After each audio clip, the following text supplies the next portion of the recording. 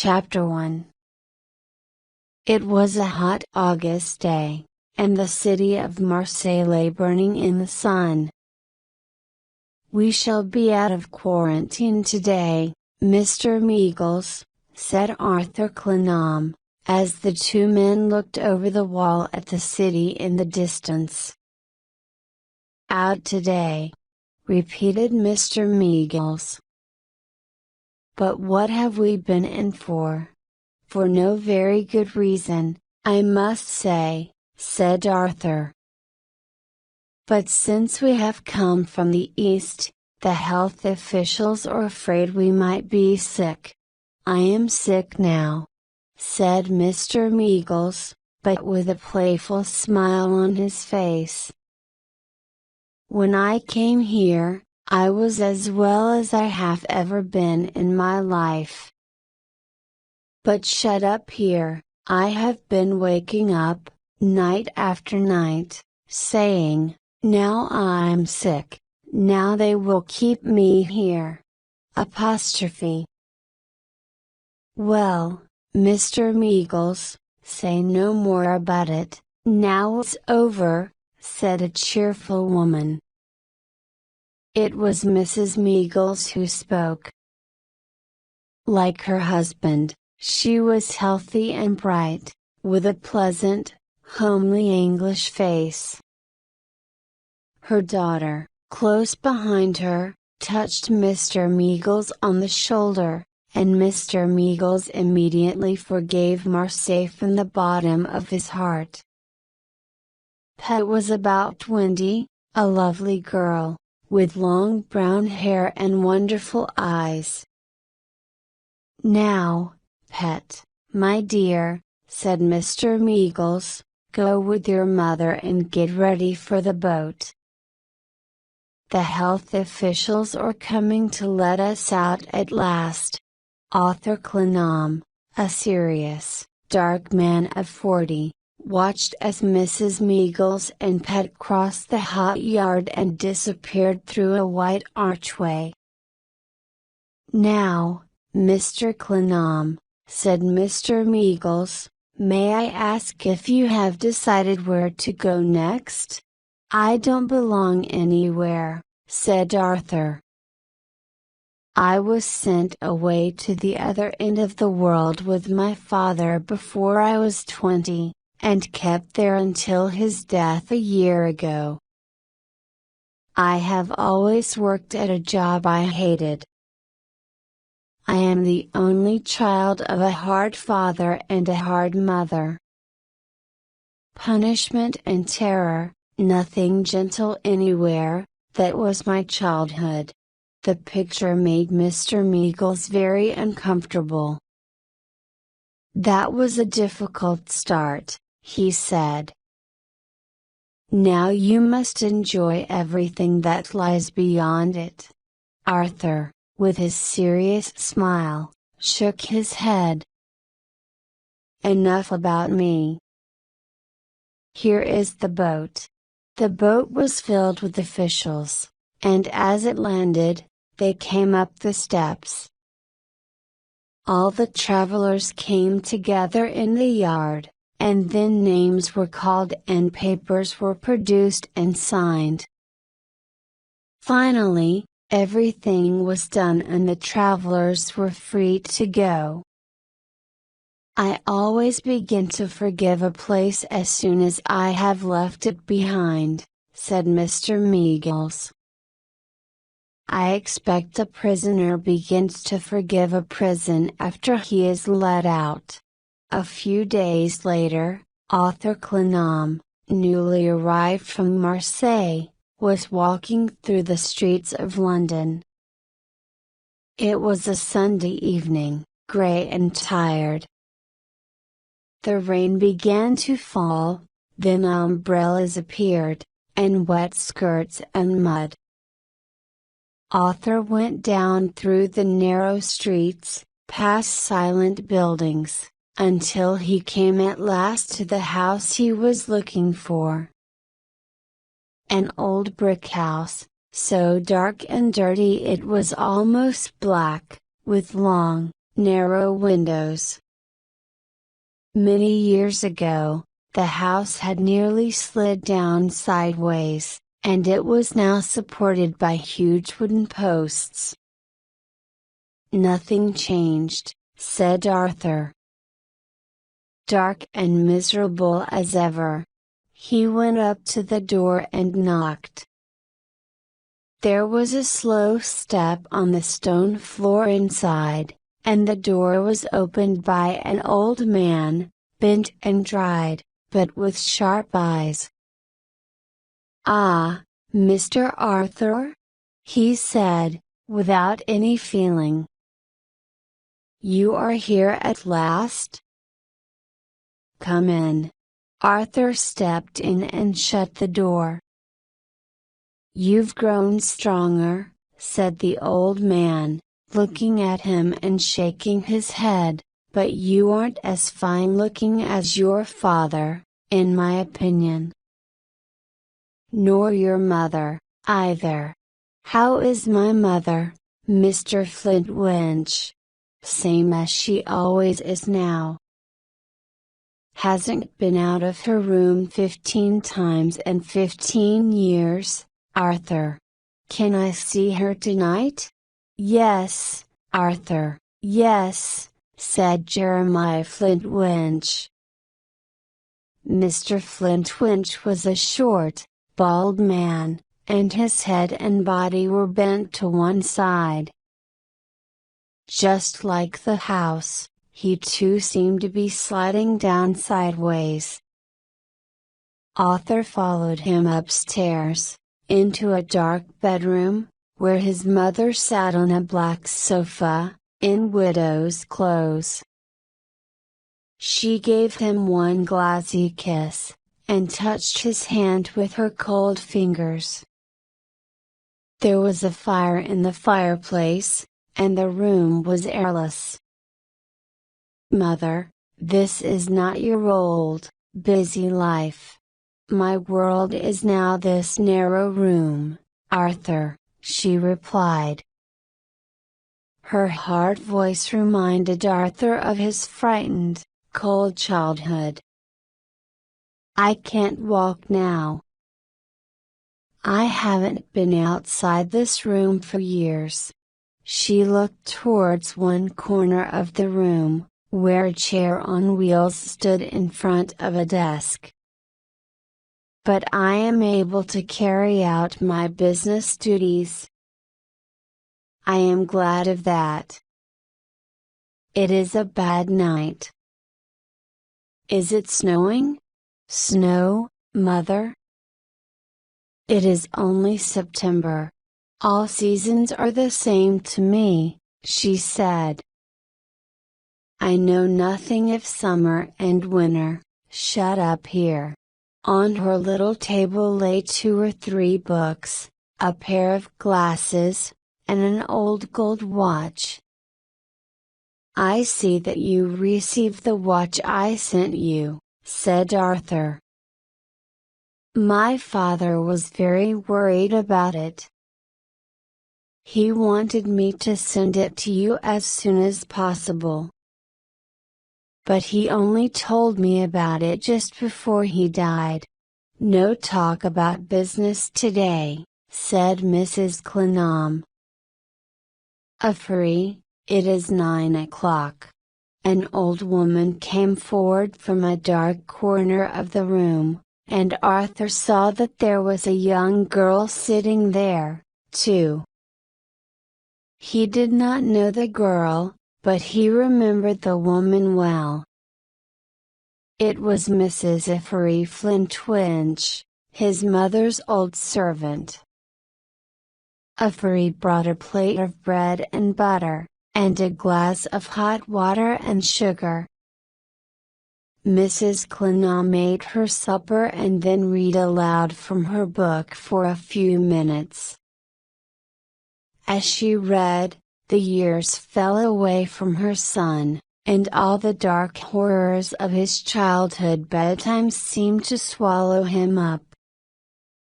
She shut the book and was still for a time. "Good night, Arthur," she said.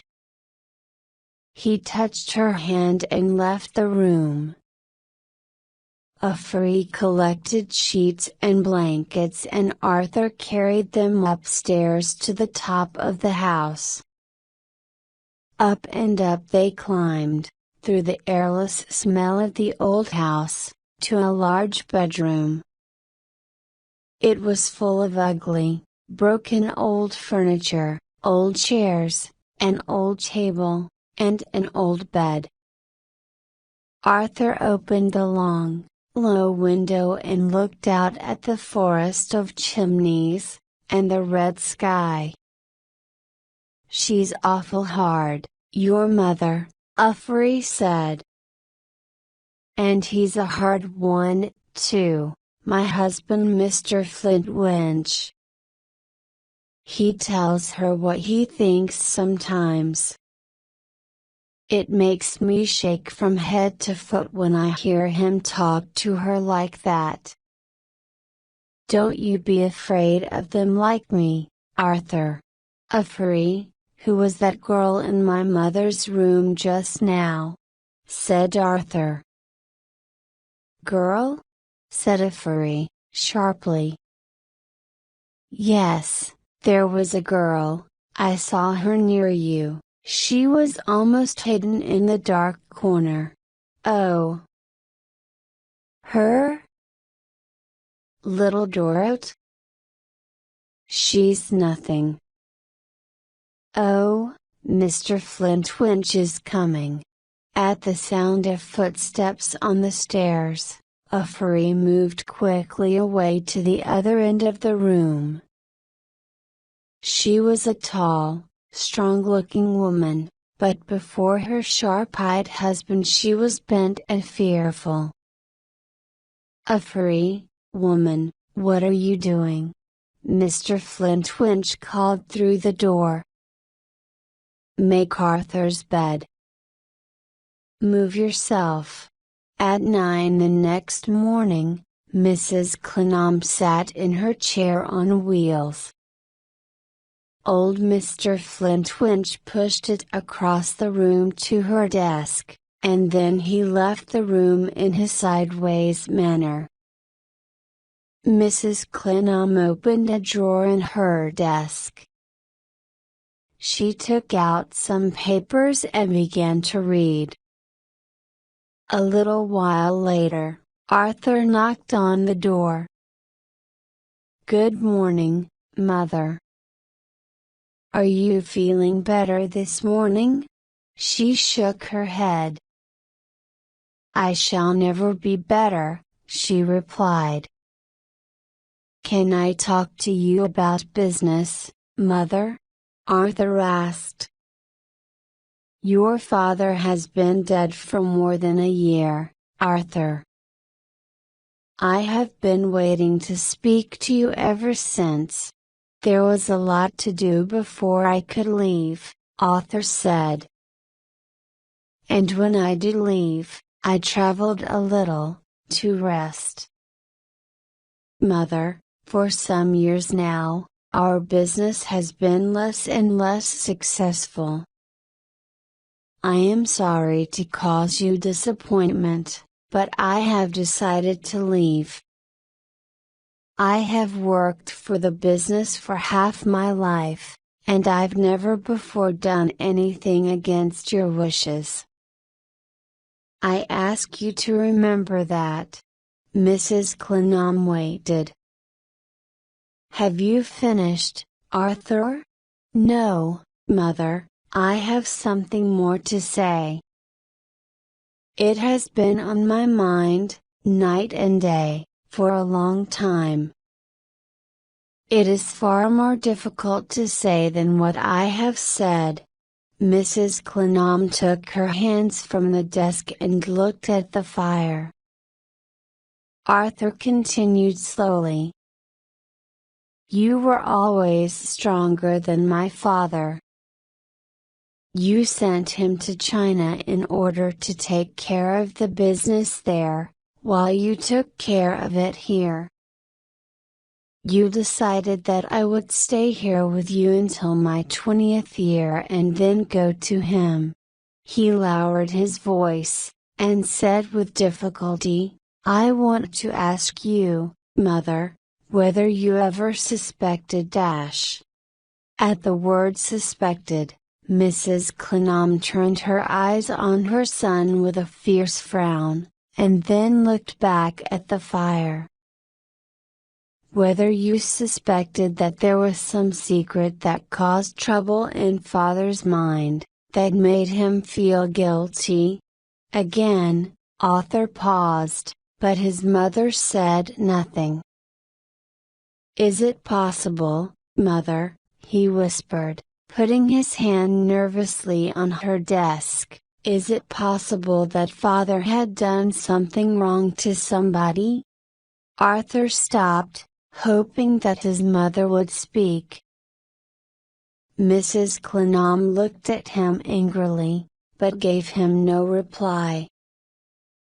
Remember, Mother, I saw his face when he gave me the watch. He tried to write something to you, but he was too weak. You can help me to discover the truth. Will you, Mother? If we owe money to anyone, let us find out and give the money back. Suddenly, Mrs. Clenham turned and rang a bell on the wall. In a moment, Mr. Flintwinch stood at the door. Flintwinch. Look at my son.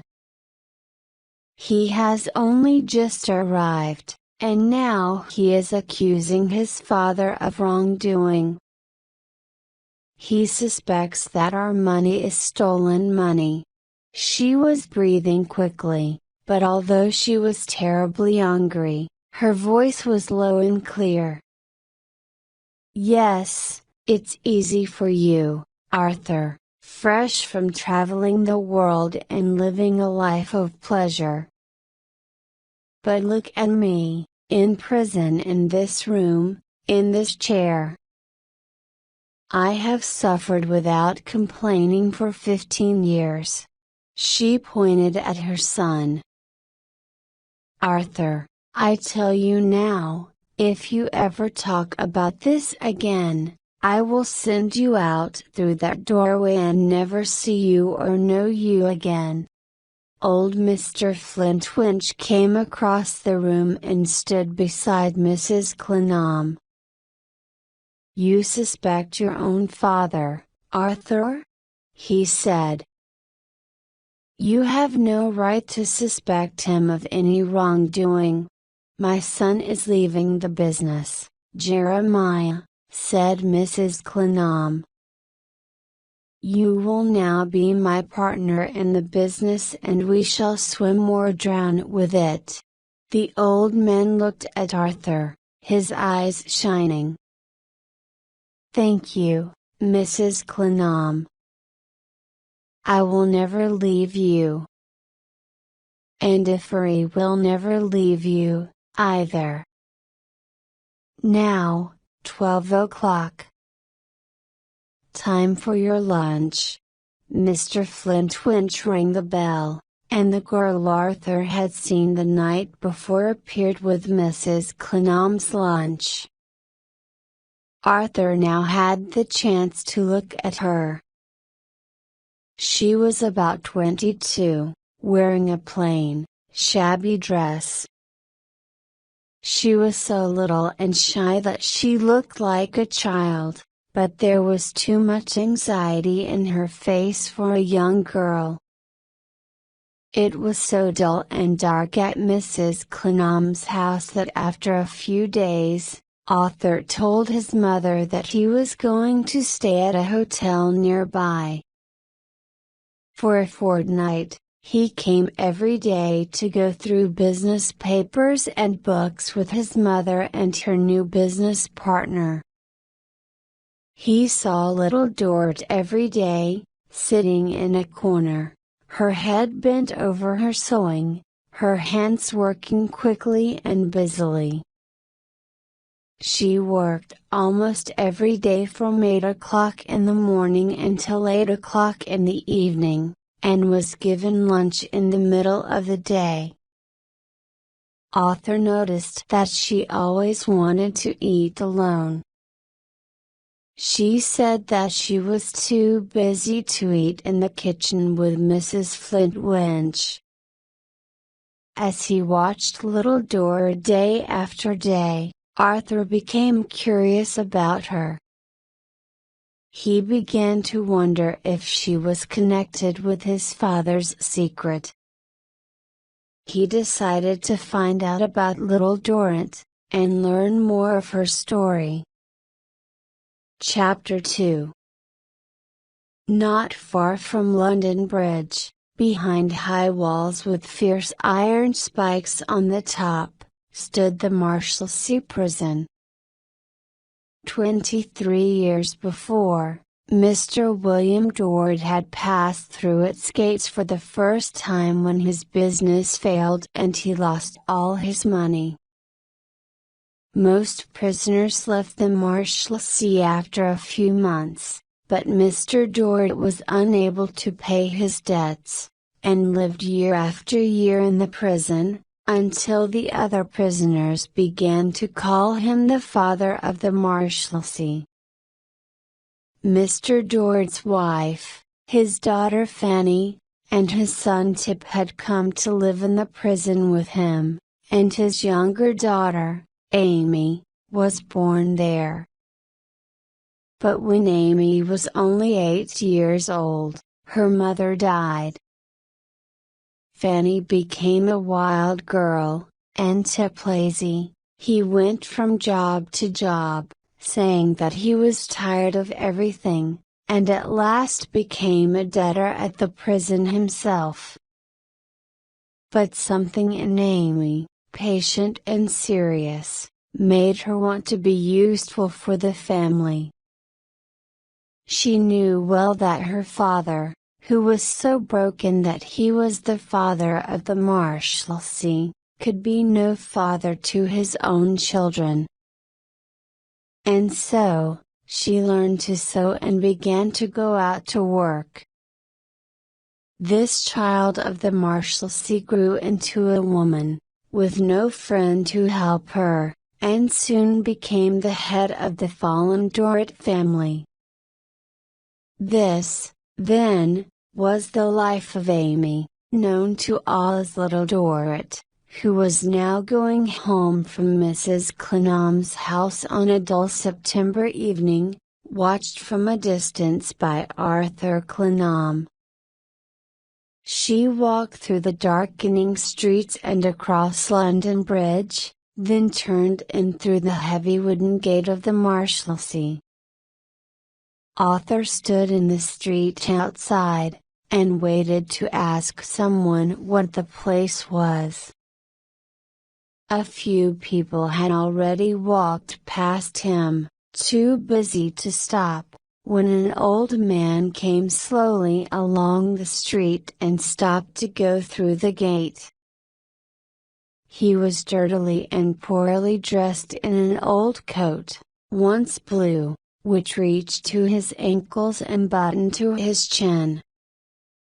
He wore a broken old hat over a confusion of gray hair, and his trousers were so long and loose, and his shoes so large, that he moved slowly along like an elephant.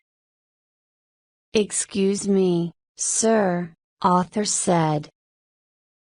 "What is this place?" The old man stopped and looked at Arthur with weak gray eyes. "This place?" replied the old man. "This is the Marshlessly, the debtor's prison." "Can anyone go in and visit the prisoners?" "Anyone can go in," said the old man, adding plainly, "but not everyone can go out." "May I ask you one more question?" said Arthur. "Do you know the name Dort here?" "My name, sir," replied the old man, Most unexpectedly, is Dort. Arthur took off his hat. May I just say a few words? I was not expecting this at all. I have recently come home after many years abroad. I have seen at my mother's, Mrs. Clenam's, a young woman working, who is spoken of only as Little Dort. I have felt sincerely interested in her, and have wanted very much to know something more about her. I saw her go in at that gate, not a minute before you came. Then you must come with me, said the old man, in a weak and trembling voice.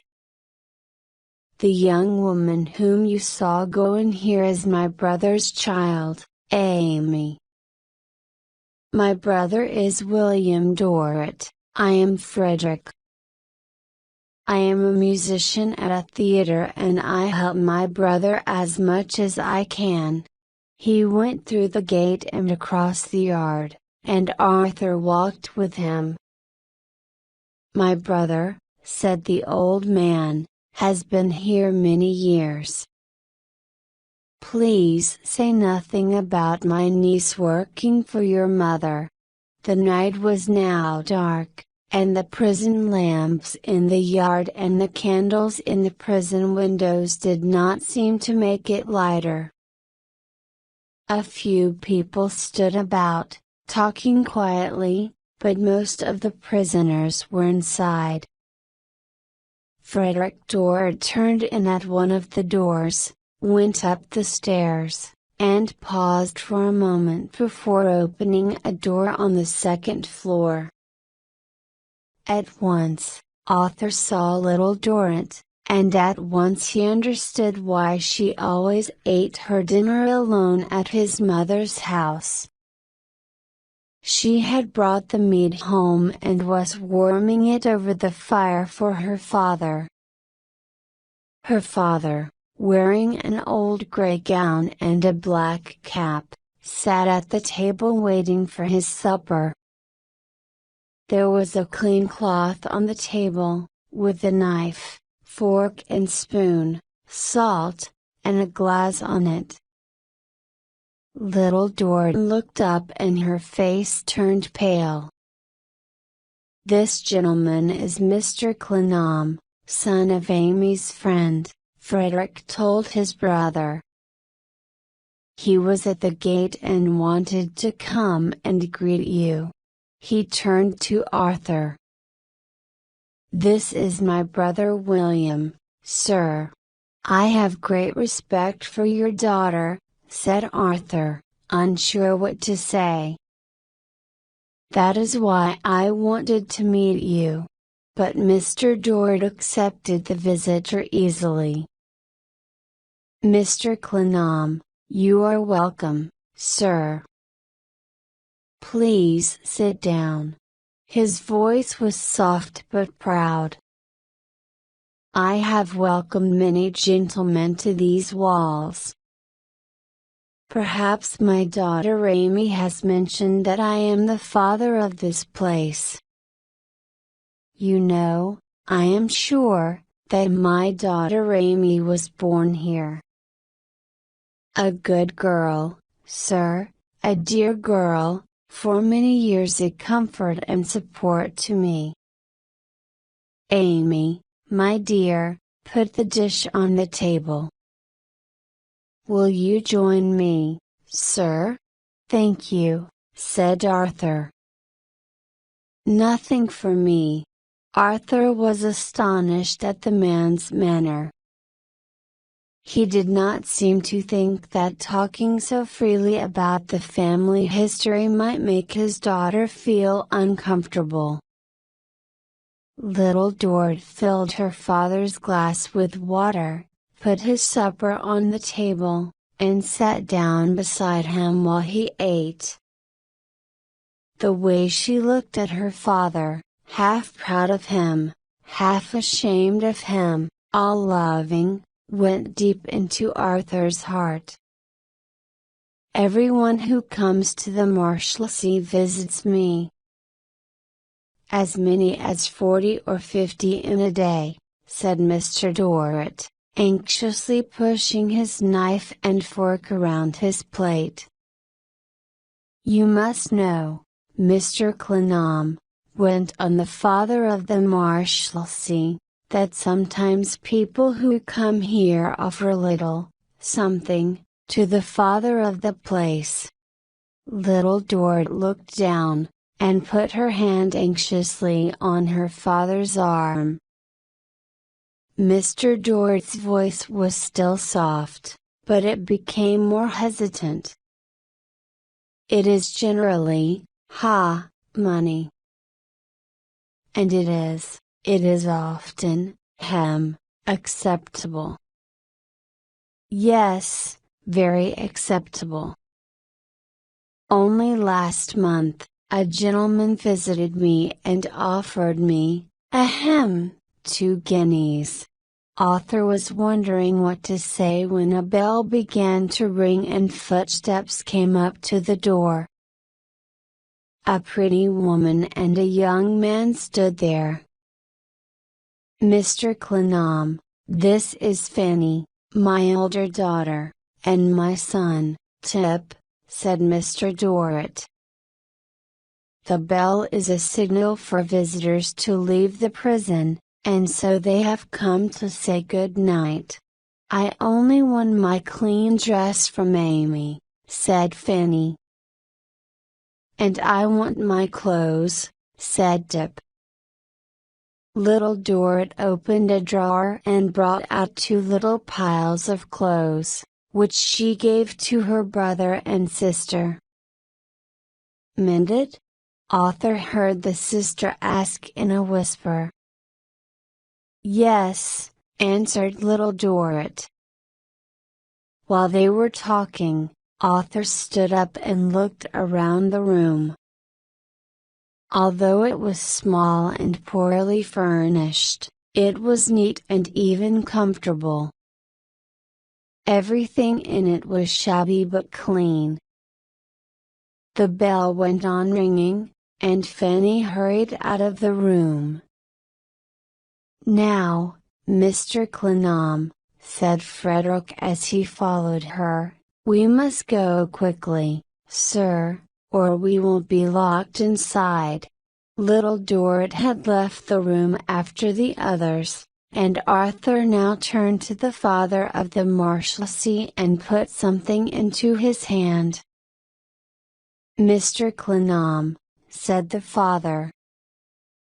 I am deeply dashed, but Arthur had gone downstairs with great speed. He saw Little Dort by the gate. Please forgive me, he said, for speaking to you here. Please forgive me for coming here at all. I followed you tonight because I want to help you and your family in some way. I could not speak to you at my mother's house. Little Dort looked a little afraid. You are very good, sir. But I wish you hadn't followed me. Mrs. Clenham has been very kind to give me work, and I don't want to have a secret from her. Have you known my mother long? Asked Arthur. 2 years, I think. We have a friend, father and I, Mr. Plurnish. I wrote out notices which said that I was available for sewing work, and Mr. Plurnish gave them to people for me.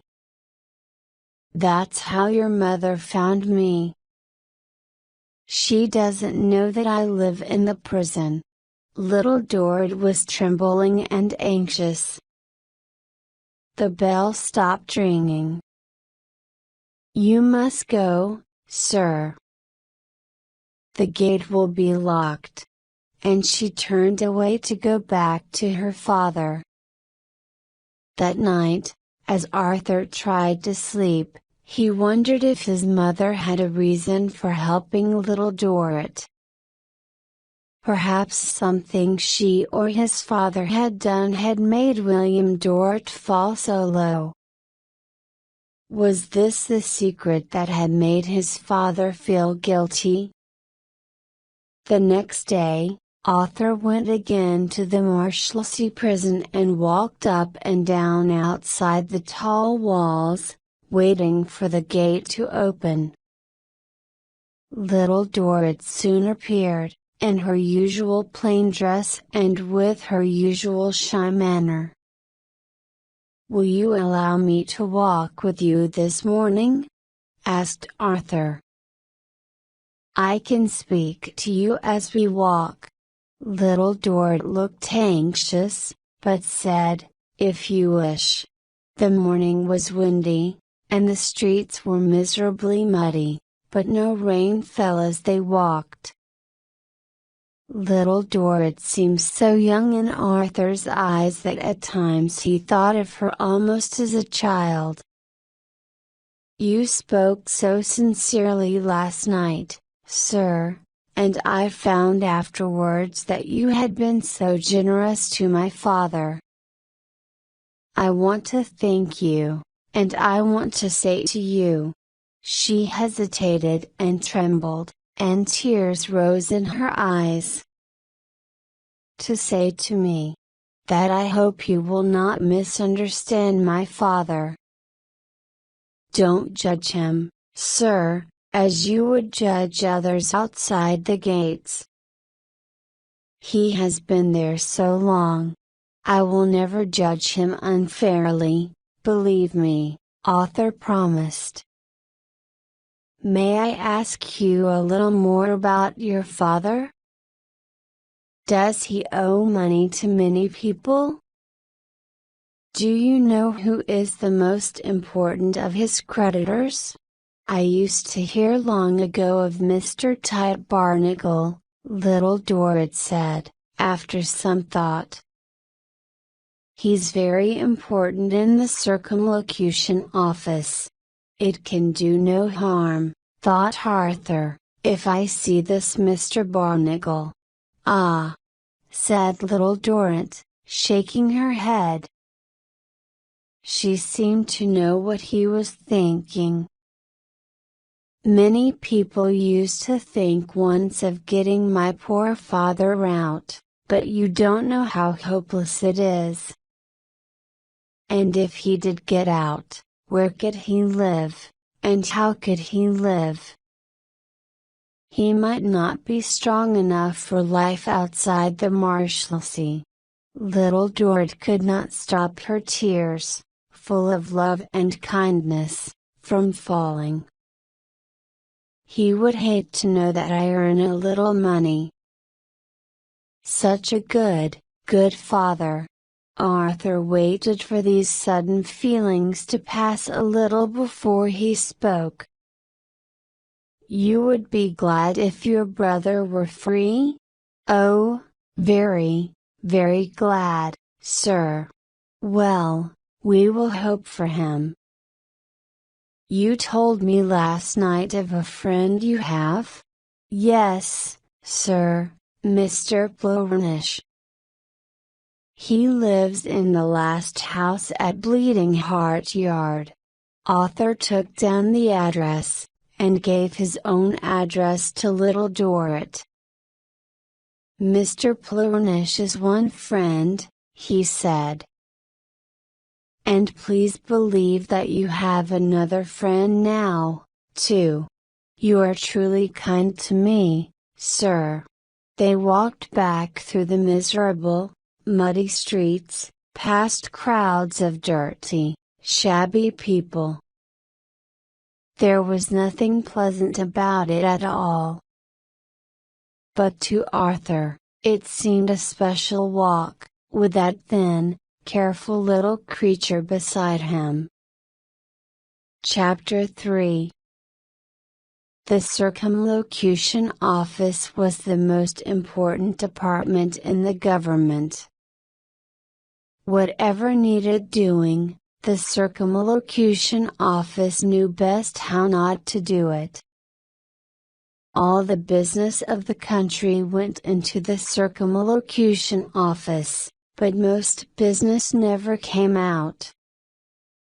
A few days after his conversation with little Dort, Arthur found himself at the circumlocution office for the 5th time that week, asking for Mr. Tite Barnacle. Mr. Tite Barnacle was the head of this great office.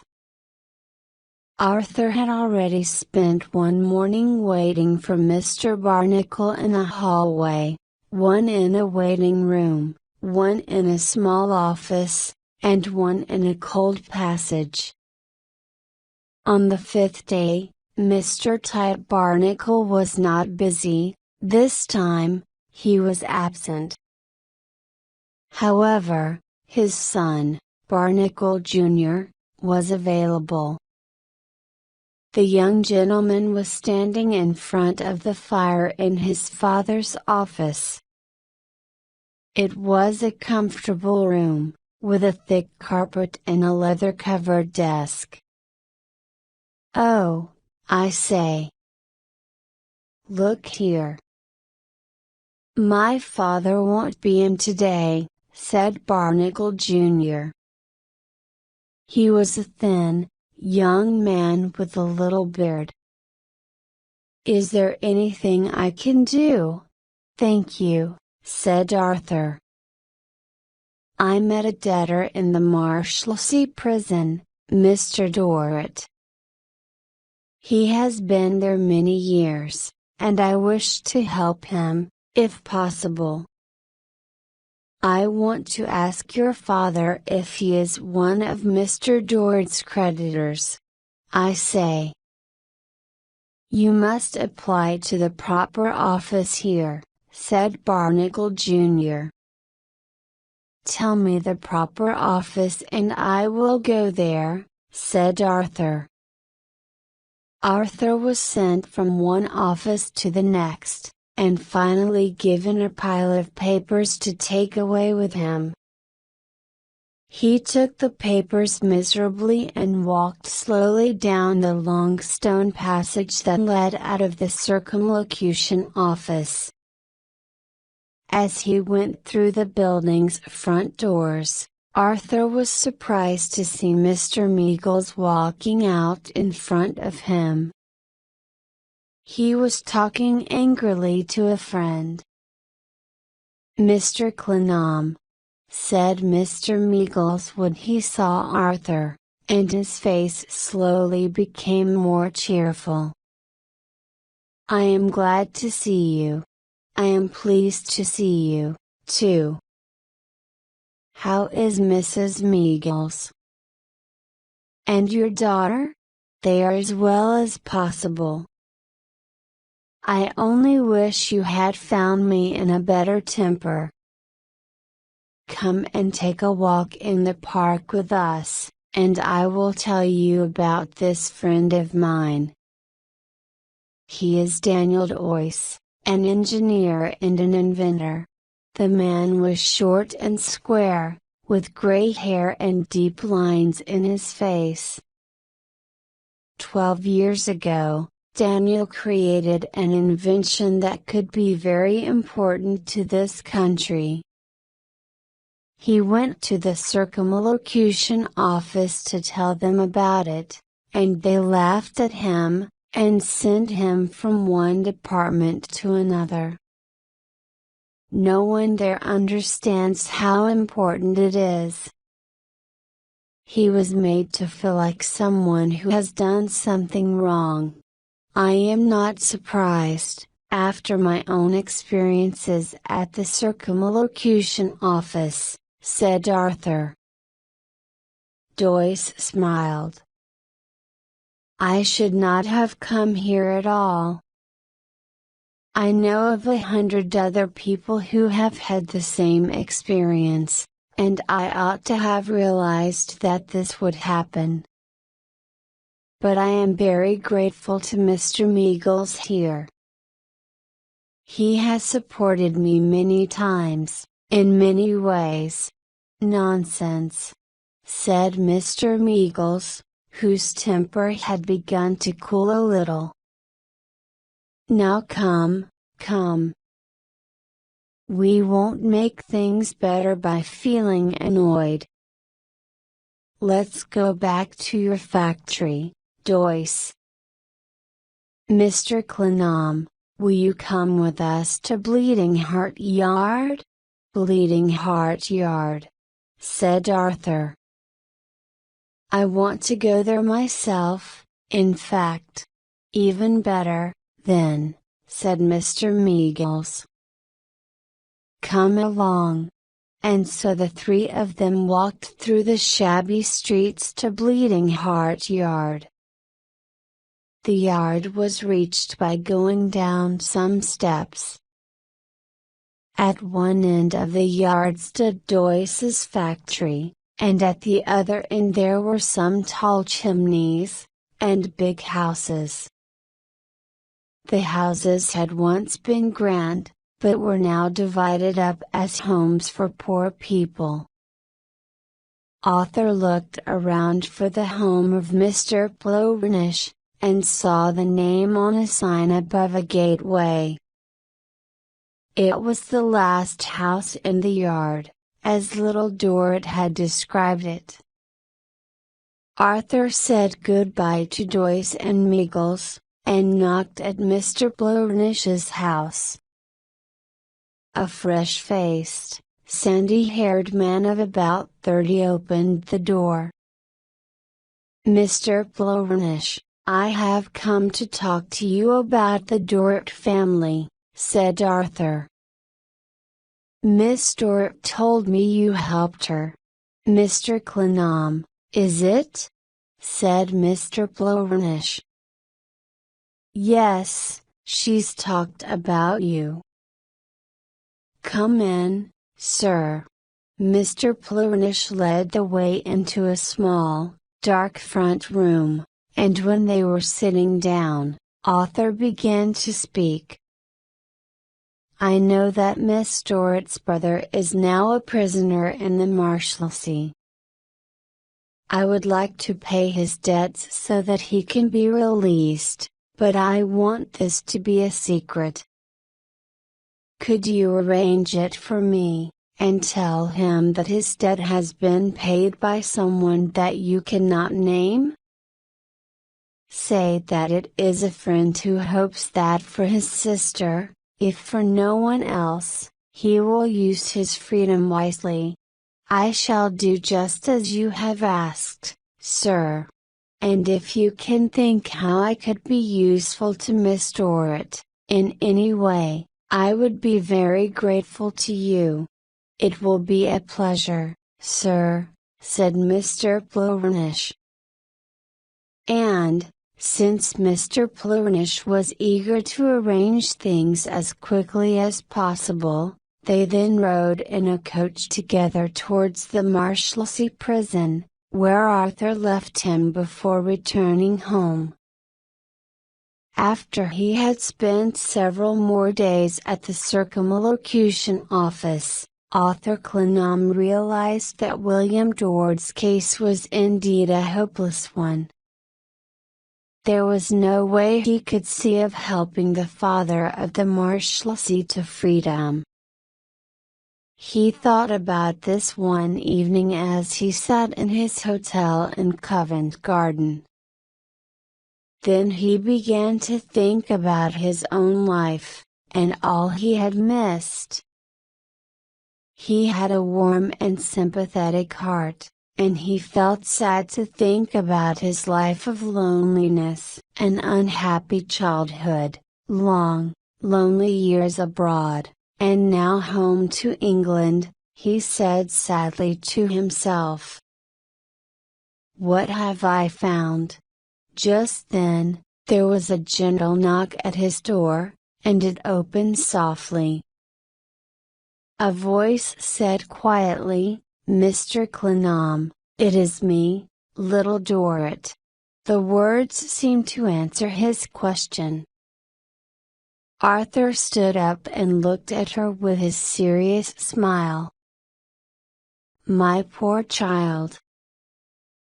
It is late and I have no fire, and it is so cold. He made her sit in the chair nearest the fire, then brought wood and heaped it on. Soon, the fire was burning bright. I always think of you as little Dort, said Arthur. May I call you that? Thank you, sir. I like it better than any name, she said. I have come to tell you, sir, that my brother is free. Mr. Plurnish says that I can never know who paid his debts, and never thank the generous gentleman. He would probably need no thanks, said Arthur. He would probably be thankful that he had been able to help little Dort a little, because she deserves it so much. Little Dort was trembling. If I knew him, and I might, I would tell him that he is very, very kind. If I knew him, I would go on my knees to thank him. There, little Dort, he said gently. There was fruit and cake on the table, and Arthur moved it towards her. Thank you, but I am not hungry, she said. There was another thing I wanted to say. You wrote my father a note, saying you are coming to visit him tomorrow. Please, Mr. Clenham, don't let him ask for money. Don't give it to him. You will be able to think better of him, if you don't. Arthur saw tears shining in her anxious eyes. If that is what you wish, he said. Thank you, sir. I decided I had to speak to you. Not because I am ashamed of him, she added, drying her tears quickly, but because I know him better than anyone does, and love him, and am proud of him. And then, little Dort was suddenly anxious to leave and return to her father. One Saturday morning not long after this, Arthur set out for Twickenham, where Mr. Meagles lived.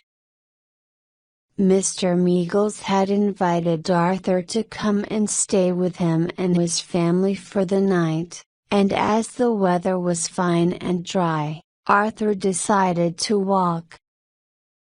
He had crossed Putney Heath when he noticed Daniel Joyce walking ahead of him. How do you do, Mr. Joyce, called Arthur, catching up with him. I'm glad to see you. Pa. Mr. Clenham, said Joyce. I hope we're going to the same place? Twickenham? I'm glad to hear it. They walked on together, and were soon deep in conversation. Joyce was a man of good sense and confidence, who combined new ideas with patience and hard work. He told Arthur that he had worked and studied with an engineer when he was a young man. He had had a job offer in France, and had gone from there to Germany and then to Russia, where he had done very well indeed. When he came home to London, he had worked successfully, until he went to the Circumlocution Office, hoping that they would be interested in his invention, and was sent away. Do you have a partner in your business, Mr. Joyce? Arthur asked. Not at the moment, he replied.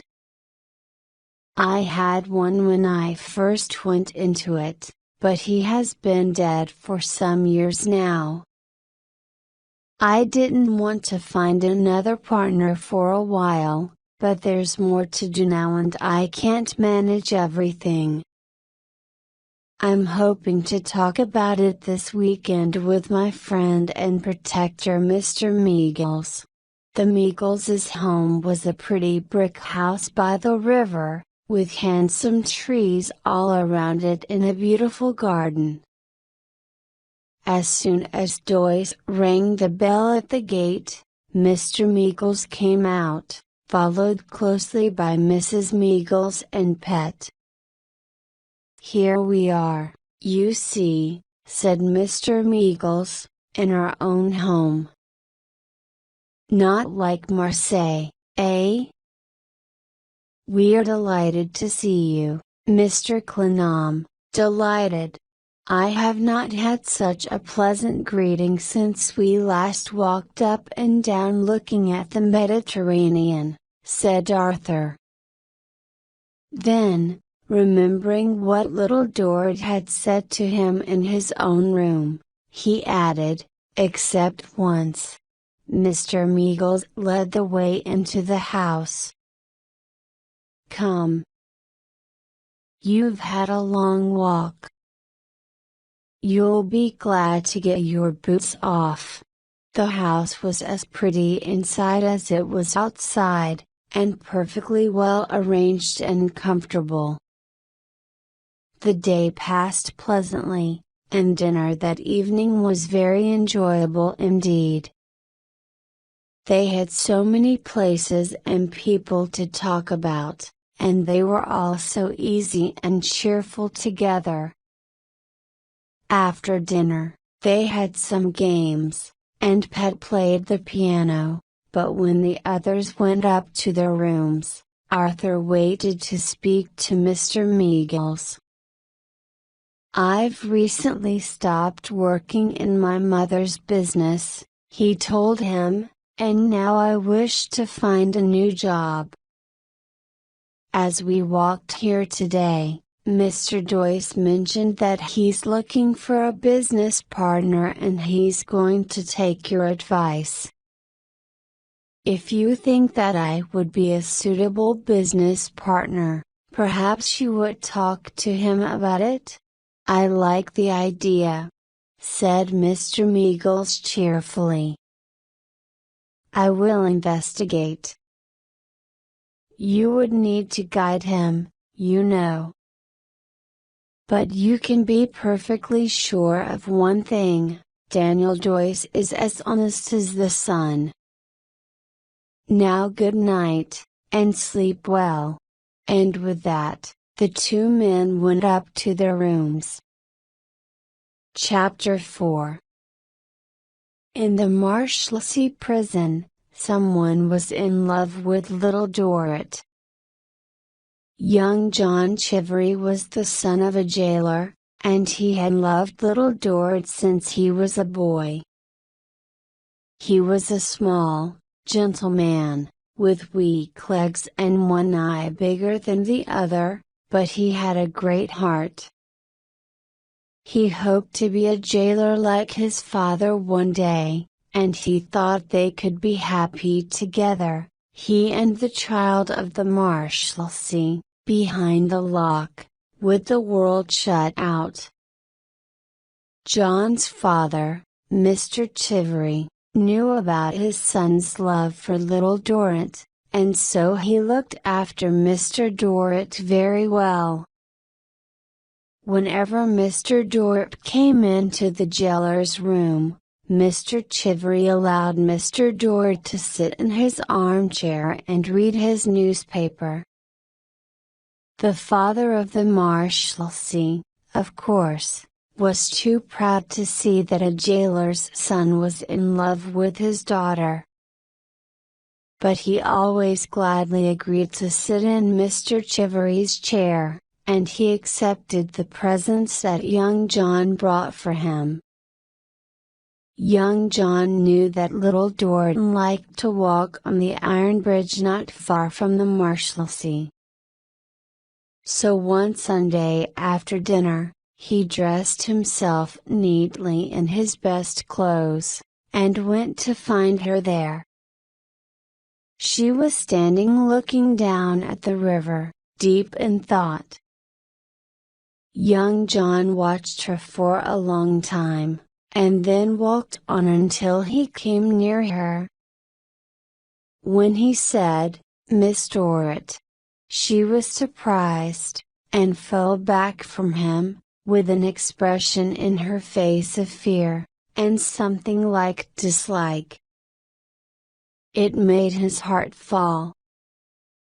She had often avoided him before, but young John had hoped that that was because she was shy, or because she knew of his feelings for her. Now, that quick look had said, "You. I would rather see anyone else on earth than you," she said, in her soft little voice. "Oh, Mr. John, is it you?" But she felt what her face had shown, and he felt it, and they stood looking at one another, confused. "Miss Dort, I know that your family is far above mine. I know that my position as the son of a jailer is very low, but I have for a long time, ages, wished to say something to you. May I say it? I didn't intend to upset you today. I would throw myself in the river if it would make you happy for a moment. So I can't say any more unless you allow me to speak." Little Dort was trembling. "If you please, John," she said quietly, "if you please, no, don't say any more. Never, Miss Dort? No, if you please. Never. You are so generous, and I know I can trust you not to say any more to me. You can trust me," said young John, bravely. He was miserable, but her word was more than a law to him. "Thank you, John," said little Dort. "I hope you will have a good wife one day, and be a happy man." As she said these words, poor young John burst into tears. "Oh, don't cry," said little Dort. Don't. Goodbye. Goodbye, Miss Dort." And he turned away and went home through the back streets, his great hat pulled down over his eyes, and the black collar of his purple coat turned up around his neck. That evening, the brothers, William and Frederick Dort, walked up and down together in the yard of the Marshlessly prison. Frederick, the free man, looked bent, old, and weak, while William, the prisoner, stood tall, proud, and confident of his position, and for this alone, they were a sight to see. "I wish you would smarten yourself up a little, Frederick," said the father of the Marshlessly. "You don't look after yourself enough. You must come and walk in the yard with me more regularly." "Pa!" sighed the other. Yes. The prison visitors were leaving, as the evening darkened. "Look at me, Frederick, as an example. At regular hours of the day I walk in the yard, read the newspaper, have visitors, and eat and drink. I have taught Amy that I must have my meals punctually, and Amy knows the importance of these arrangements. You know what a good girl she is." The brothers sighed again. Yes, William. But I am not like you. But you could be, my dear Frederick, if you tried. As usual on Sunday nights, prisoners were saying goodbye to their visitors, and here and there, in the dark, a poor woman, wife, or mother was crying with a new prisoner. Many years before, the father of the Marshlessly himself had cried in the shadows of the yard with his own poor wife. But that was a long time ago, and now Mr. Dort made it very clear that people should not come and visit if they were going to cry. This Sunday evening, Mr. Dort went with his brother to the gate. When he saw them, Mr. Chivery touched his hat a little impatiently. Young John was looking very smart today, Chivery, said Mr. Dort. I wish the boy didn't spend his money on clothes. It only brings him trouble, said Mr. Chivery crossly. How does it bring him trouble? Asked the father. Never mind, said Mr. Chivery. Mr. Frederick going out? Mr. Dort watched Frederick walk slowly through the door and down the steps. Then he turned and went across the yard again, past prisoners who had no coat, no shoes, and no hope, and up the stairs to his own poor, shabby room. There, the table was laid for his supper, and his old grey gown was ready by the fire. His daughter was waiting for him. He sat down, but as he stared into the fire he began to feel uneasy. Something is wrong with Chivery, he said slowly, and his uneasiness grew as he spoke. He was not not as helpful as usual tonight. It's a little thing, but it upsets me, my love. Little Dort put her arm around his shoulders, but she did not look in his face while he spoke. I think Chivery is offended about something. Why, Amy? He is usually so respectful, and tonight he was quite rude. Other prisoners were there, too. Mr. Dort was moving his hands anxiously. I might die of hunger if I lose Chivery's support. For a little while there was a dead silence and stillness in the room.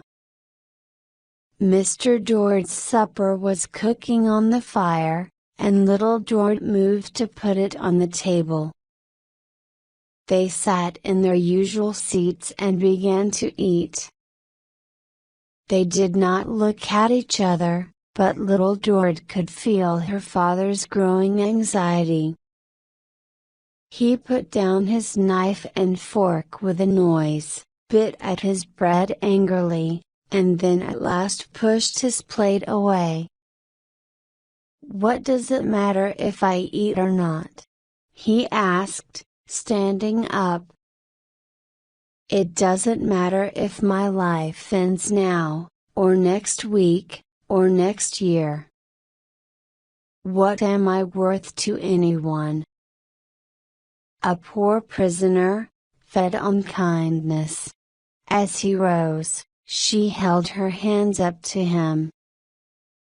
Amy, he went on, trembling violently and looking at her wildly. I wish you could see me as your mother saw me. I was young, I was good-looking, I was independent. I was, child. If you could see me in those days, You would be proud. Dear father. She held his arm, and persuaded him to sit down again, but he went on in the same wild way. I do have some respect here. Go out and ask who is the most important person in the place.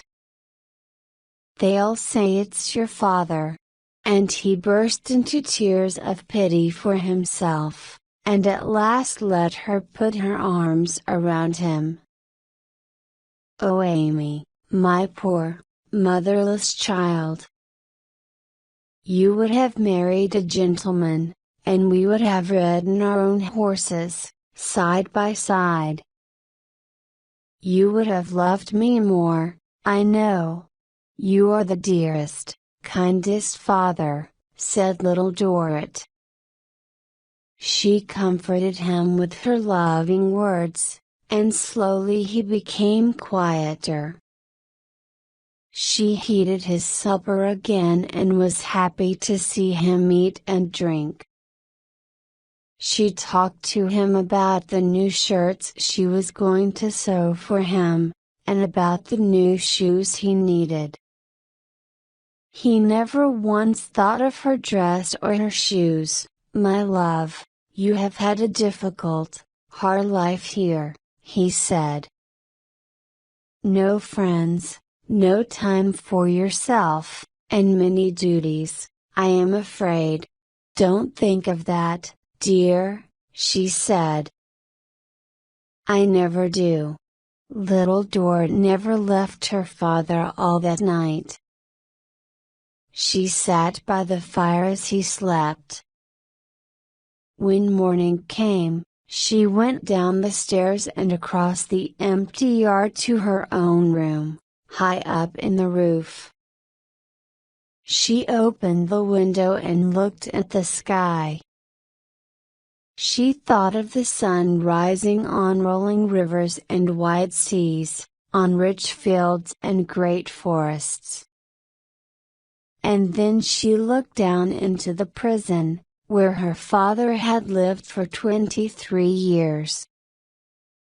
The spikes on the high gates had never looked so sharp and cruel, or the yard so small and dark. Chapter 5. Mr. Meagles came to see Arthur at 9 o'clock one morning. I've talked to Joyce about his business, he said cheerfully. He's delighted that you're interested in it, and wants you to know everything about it. He's gone out of town for a week, so that you can go through his books and papers freely. Then, you can decide if you want to become his partner.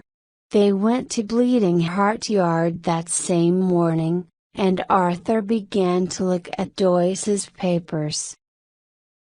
It was clear that Joyce needed help in the office, but everything was clearly arranged and carefully noted down, and after 3 or 4 days, Arthur had learned everything he needed to know. He was able to discuss with Mr. Meagles how much he should pay for half the business, and found that Joyce had suggested an even smaller figure. And so, when the engineer came back to town, they were able to quickly agree to become business partners. If I had looked high and low, Mr. Clenham, I don't believe I would have found a better business partner, said Joyce. And I say the same, said Arthur. So, Arthur began his new life, working at Bleeding Heart Yard, and within 2 months, he knew everything about the running of Joyce's business.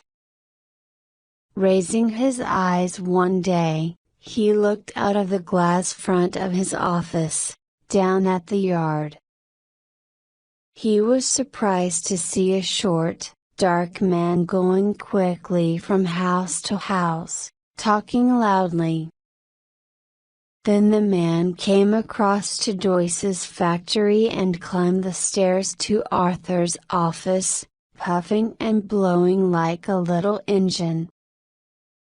"My name's Panks," he said, with his hat pushed back on his ears. His black eyes were sharp and he was biting the fingers of his right hand. "I collect the weekly rents from Bleeding Heart Yard for Mr. Casby." "May I come in?" Arthur nodded, and Mr. Panks took his hat off and came across the room. "Mr. Clenham," he began, "I want information, sir." "About this business?" asked Arthur. "No," said Panks, "about Dort. This is a strange visit, Mr. Panks."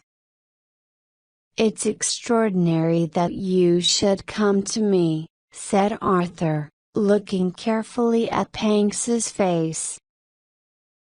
It was dirty, but eager and quick. "I've met a young lady sewing at Mr. Casby's house. I believe that she also does some work for your mother." Panks paused to bite his fingers again. "I have heard the name Dort before, and I want to find out about her family. I think I might be able to help them." "I can't say any more than that for now." After a little thought, Arthur decided to tell Panks about the father of the Marshlessly and the long years he had spent in prison because he could not pay his debts. He told Panks about his attempts to help Mr. Dort, and about the barnacles at the circumlocution office. "Now, since I have told you as much as I know, could I please ask that you tell me anything you learn about the Dort family?" asked Arthur. Panks agreed.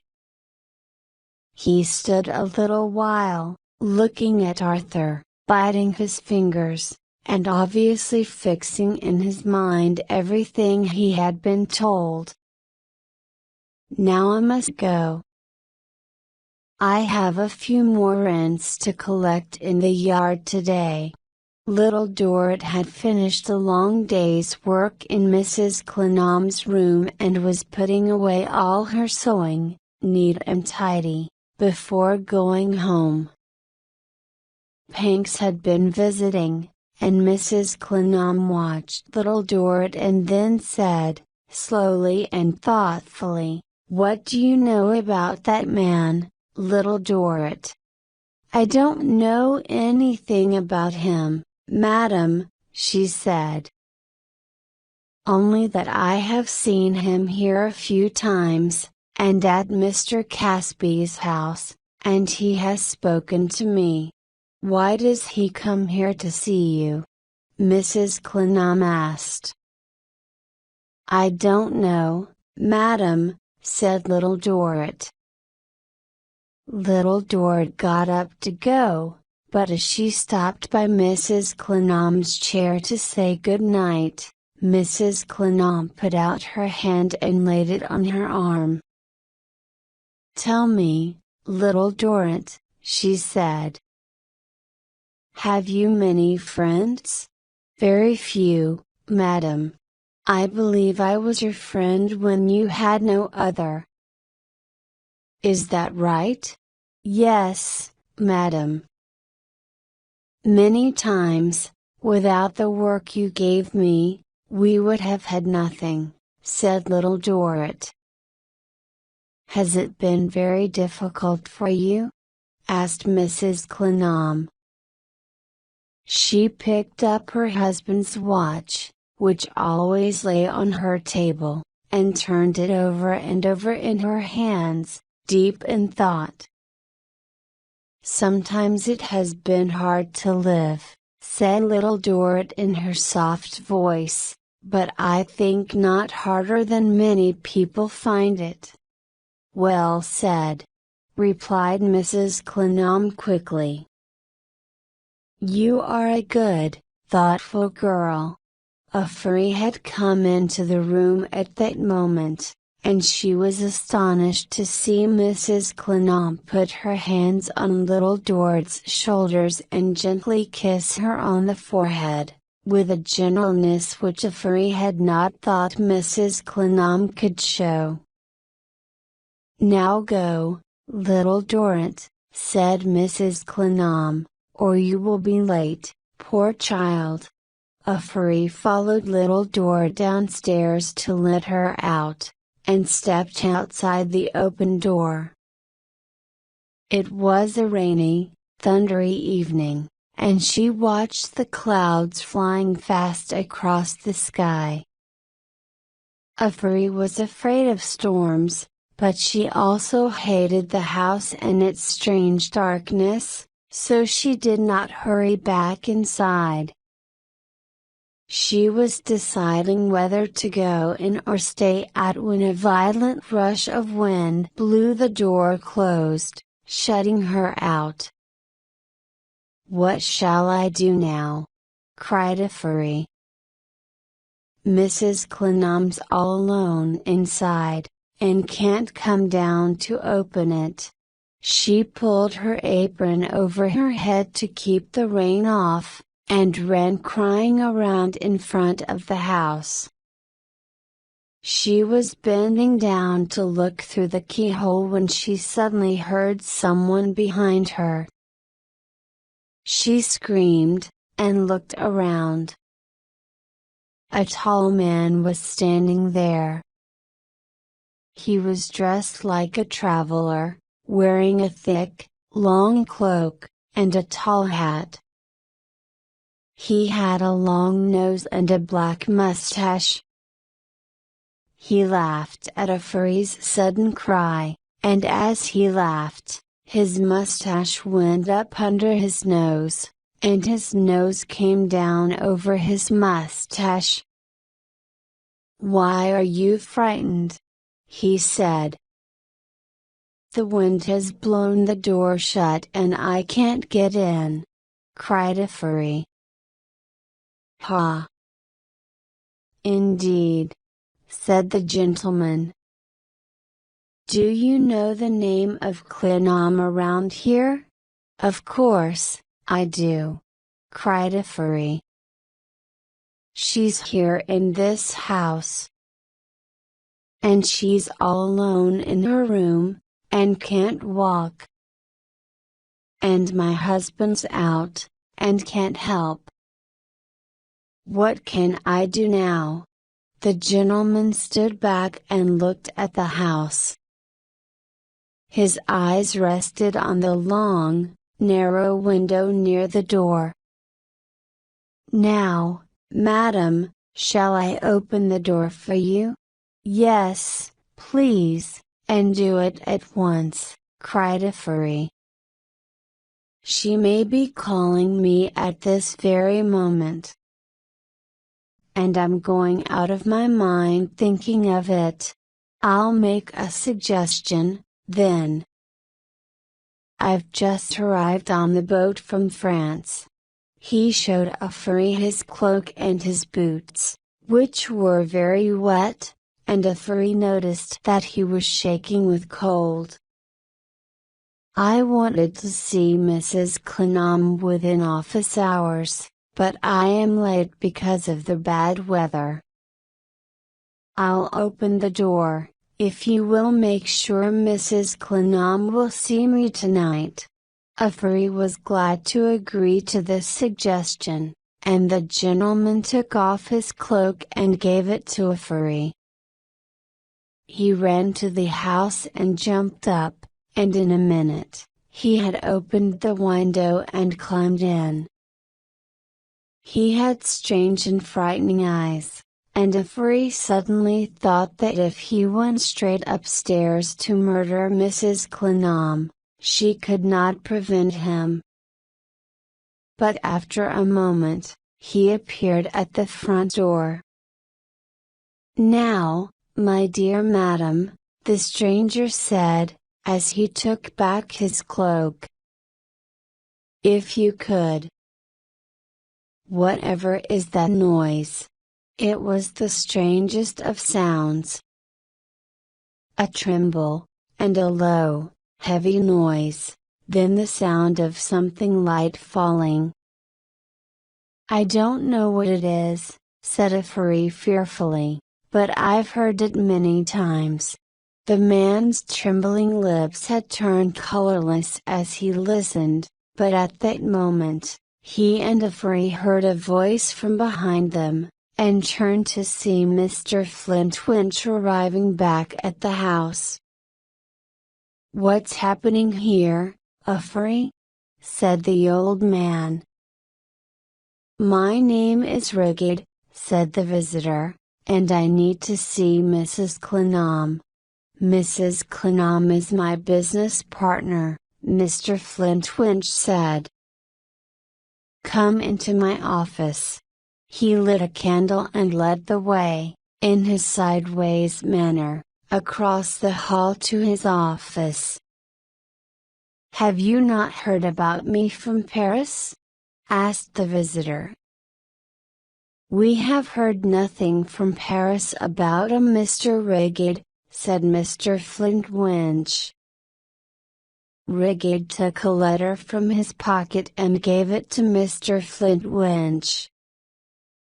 It was an official letter, from a trusted agent in Paris, which asked Mrs. Clennam to pay Rigid £50. "Very good, sir," said Mr. Flintwinch. The man's air of confidence had already made him decide that he was a true gentleman. "I should like to see Mrs. Clennam tonight for a few minutes," said Rigid, his mustache going up and his nose coming down in that most terrible of smiles. Afari took the letter upstairs to Mrs. Clennam, and Mr. Flintwinch lit 2 more candles while Rigid waited. Then he took the visitor up to Mrs. Clennam's room. "I apologize for visiting you so late at night," said Rigid. "You are English, sir?" asked Mrs. Clennam. "No, number. I have no country. I have traveled in many countries, here, there, and everywhere," the visitor said. Mr. Flintwinch made tea, and Mr. Rigid, in his most gentlemanly manner, got up and took a cup to Mrs. Clennam.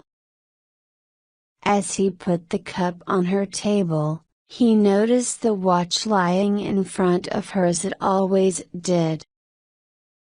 "Excuse me for noticing it, but that's a very beautiful watch." "May I?" he said, taking it in his hand. "A gentleman's watch.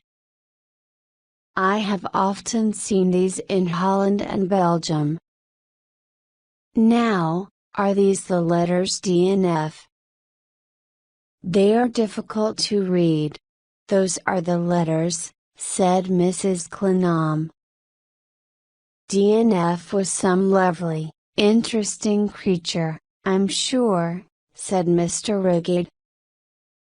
"The letters are not the first letters of any name," said Mrs. Clennam, coldly. "They stand, I believe, for Do Not Forget.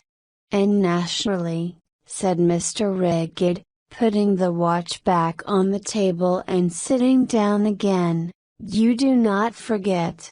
"No, sir, I do not forget," replied Mrs. Clennam in her strong, deliberate voice. "One does not forget, living a life as dull as mine has been these years. I neither forget nor wish to forget. She put her hand on the watch and moved it to the exact place on her little table where it always sat. Mr. Rigate listened to her, thoughtfully touching his mustache.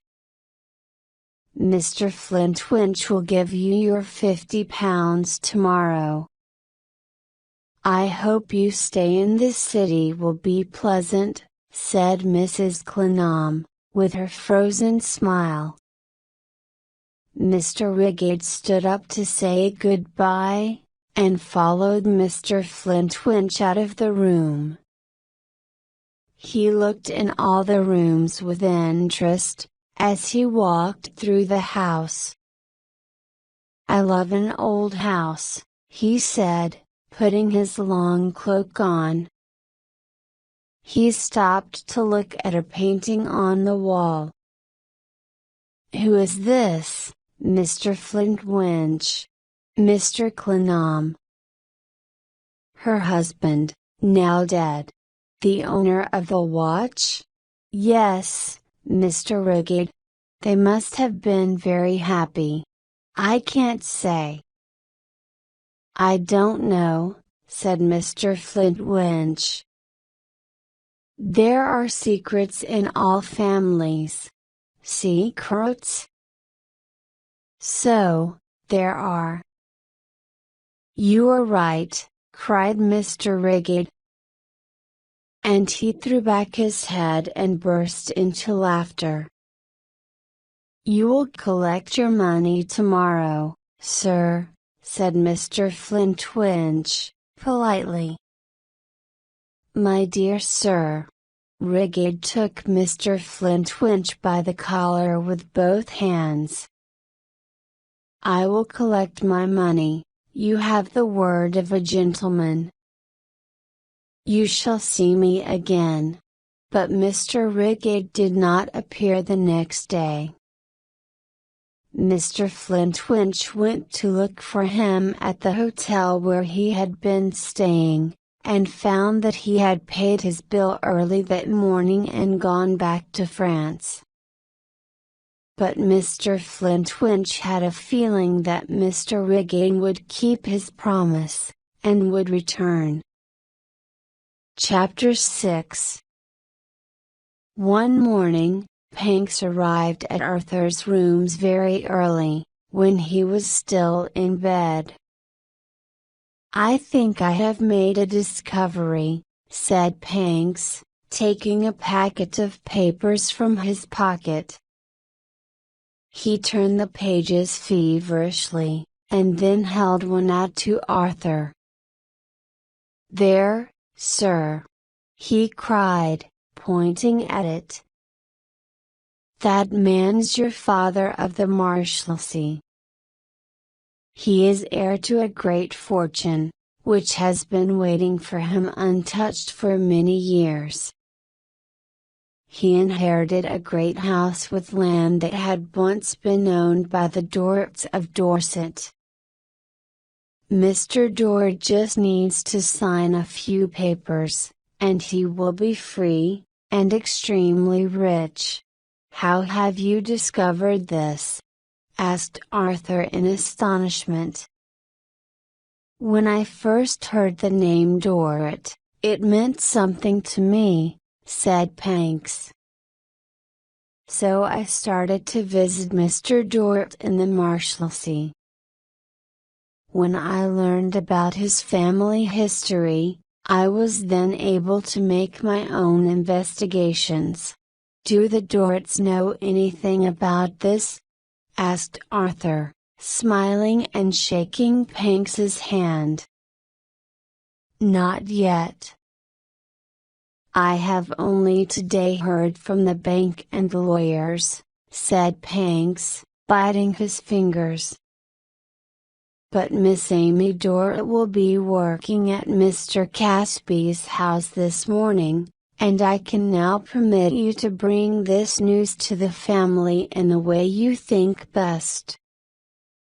The sooner the better." Arthur, of course, decided to go at once to Mr. Casby's house, and he was shown upstairs by a servant to the small room where little Dort was sewing. When she saw the look on his face, she dropped her work. "Mr. Clenham." "What's the matter?" she cried. "I have come to tell you something, a piece of great fortune."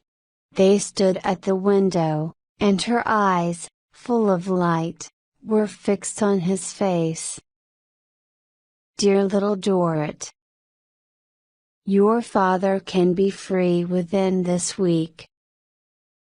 We must go and tell him." Little Dort's face was pale, and her heart was beating fast. "Shall I tell you more?" said Arthur, gently. "Your father will be a rich man. You are all now very wealthy. Bravest and best of children, my dear little Dort, you are now rewarded. Father." "Father," was all she could say, before her eyes closed and she fainted onto the sofa. Mr. Casby's servants came and took care of her, but her concern to get to her father and to bring the news to him made her very quickly well again. And so little Dort came out of the house with Arthur and went in a coach to the Marshlessly. It was a strangely unreal ride through the old dirty streets and across the bridge. She felt that she was rising out of them into a world of wealth. Arthur told her that her father would ride in his own coach, a great and grand man, and she cried tears of happiness and innocent pride. When little Dort opened the door to her father's room, he was sitting in his old gray gown, reading his newspaper in the sunlight by the window. He turned around, surprised to see little Dort was home, and surprised again to see Arthur Clenham. As they came in, the look on both their faces made his heart beat faster. He did not get up or speak, but quietly put down his glasses and newspaper on the table beside him. Little Dort sat down close to him. "Father, I've been made so happy this morning. Mr. Clenham brought me such wonderful news about you." Tears rolled down her face.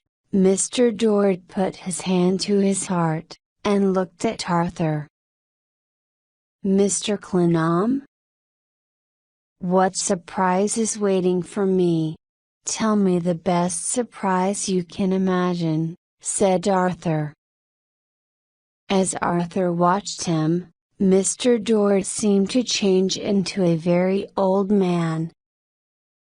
The sun was bright on the wall outside and on the spikes along the top. Silently, Mr. Dort pointed at the wall. "The wall is down," said Arthur. "Gone." "Mr. Dort, within a few days you will be free, and very wealthy. I congratulate you with all my heart on this change of fortune and the happy future ahead of you, into which you will carry your daughter, the best of all riches." Mr. Dort began to shake, and little Dort put her arms around him.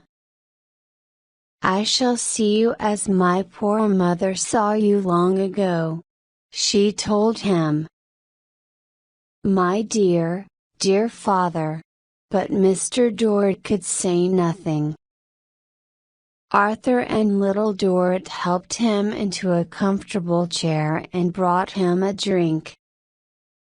Then, As Arthur explained to him how Pancks had discovered the Dort's fortune, the father of the Marshlessly sat back in his chair and cried. After a while, he stood up and began to move around the room. He shall be, Mr. Pancks shall be generously rewarded, Mr. Clennam, said the father. Everyone shall be, rewarded and repaid.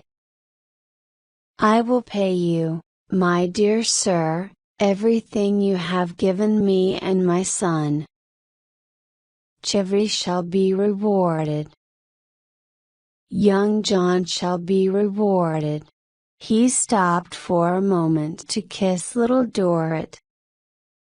We must send for Fanny and Tip. And for my brother.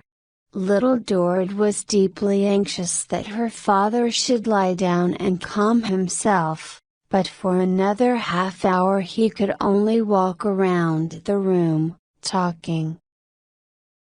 At last, he lay down and slowly fell asleep, tears on his face. Little Dort had been sitting by his side, and now, exhausted by her own feelings, she dropped her head on his bed and fell asleep, too. Arthur got up quietly, left the prison, and went out into the noisy streets. The next few days were busy. Mr. Dort met his lawyers, signed all the papers, and complained greatly about the delay in his departure from the Marshlessly. Many prisoners asked Mr. Dort for a few pounds, and he gave generously, although he always wrote first asking them to come and see him in his room. He gave them a great deal of advice, and hoped that they would remember the father of the Marshlessly with respect. Although Frederick Dort showed little interest in the family's changed fortune, Mr. William Dort arranged for him to be measured for smart new clothes, hats, and boots, and ordered Mr. Chivy to burn Frederick's old clothes. Fanny and Tip moved into the best hotel in the area, but complained that the best was very indifferent. At last, the day arrived when Mr. Dort and his family were to leave the prison forever. As the clocks struck 12 o'clock, a coach was waiting at the gate. Not one of the prisoners stayed indoors, not one of the jailers was absent. All are wearing their best clothes. Near the gate stood Pancks, and young John, with his broken heart. My dear Frederick, said Mr. Dort to his brother, as they left the room for the last time, give me your arm. I think we should go out together. And if you could throw a little brightness on your usual manner, William, said Frederick, shaking his head, you do all that. I don't know how? All forgotten. But my dear Frederick, your position as my brother is now a fine one, and you must try to behave proudly. The brothers walked down the stairs and into the yard, and Mr. Edward Dort, once known as Tip, and Miss Dort, once known as Fanny, followed them in their smart, new clothes. There were 3 cheers as the father of the Marshlessly went through the gate, and before the noise had died away, the family had climbed up into the coach that was waiting outside. Then, and not before goodness! Cried Miss Fanny. Where's Amy? They had expected to find her, as they always had done, quietly in the right place at the right moment. This going away was, perhaps, the very first thing in their family life that they had managed to do without her. Miss Fanny looked out of the coach window into the prison, and her face turned red with anger. "Now, I do say, Father," she cried, "this is too bad. That child little Dort is being carried out in that ugly, old dress which I begged her to change. And by that Mr. Clennam, too. She is making us all look foolish." Arthur appeared at the coach door, holding little Dort in his arms. "She has been forgotten," he said, pity and blame in his voice.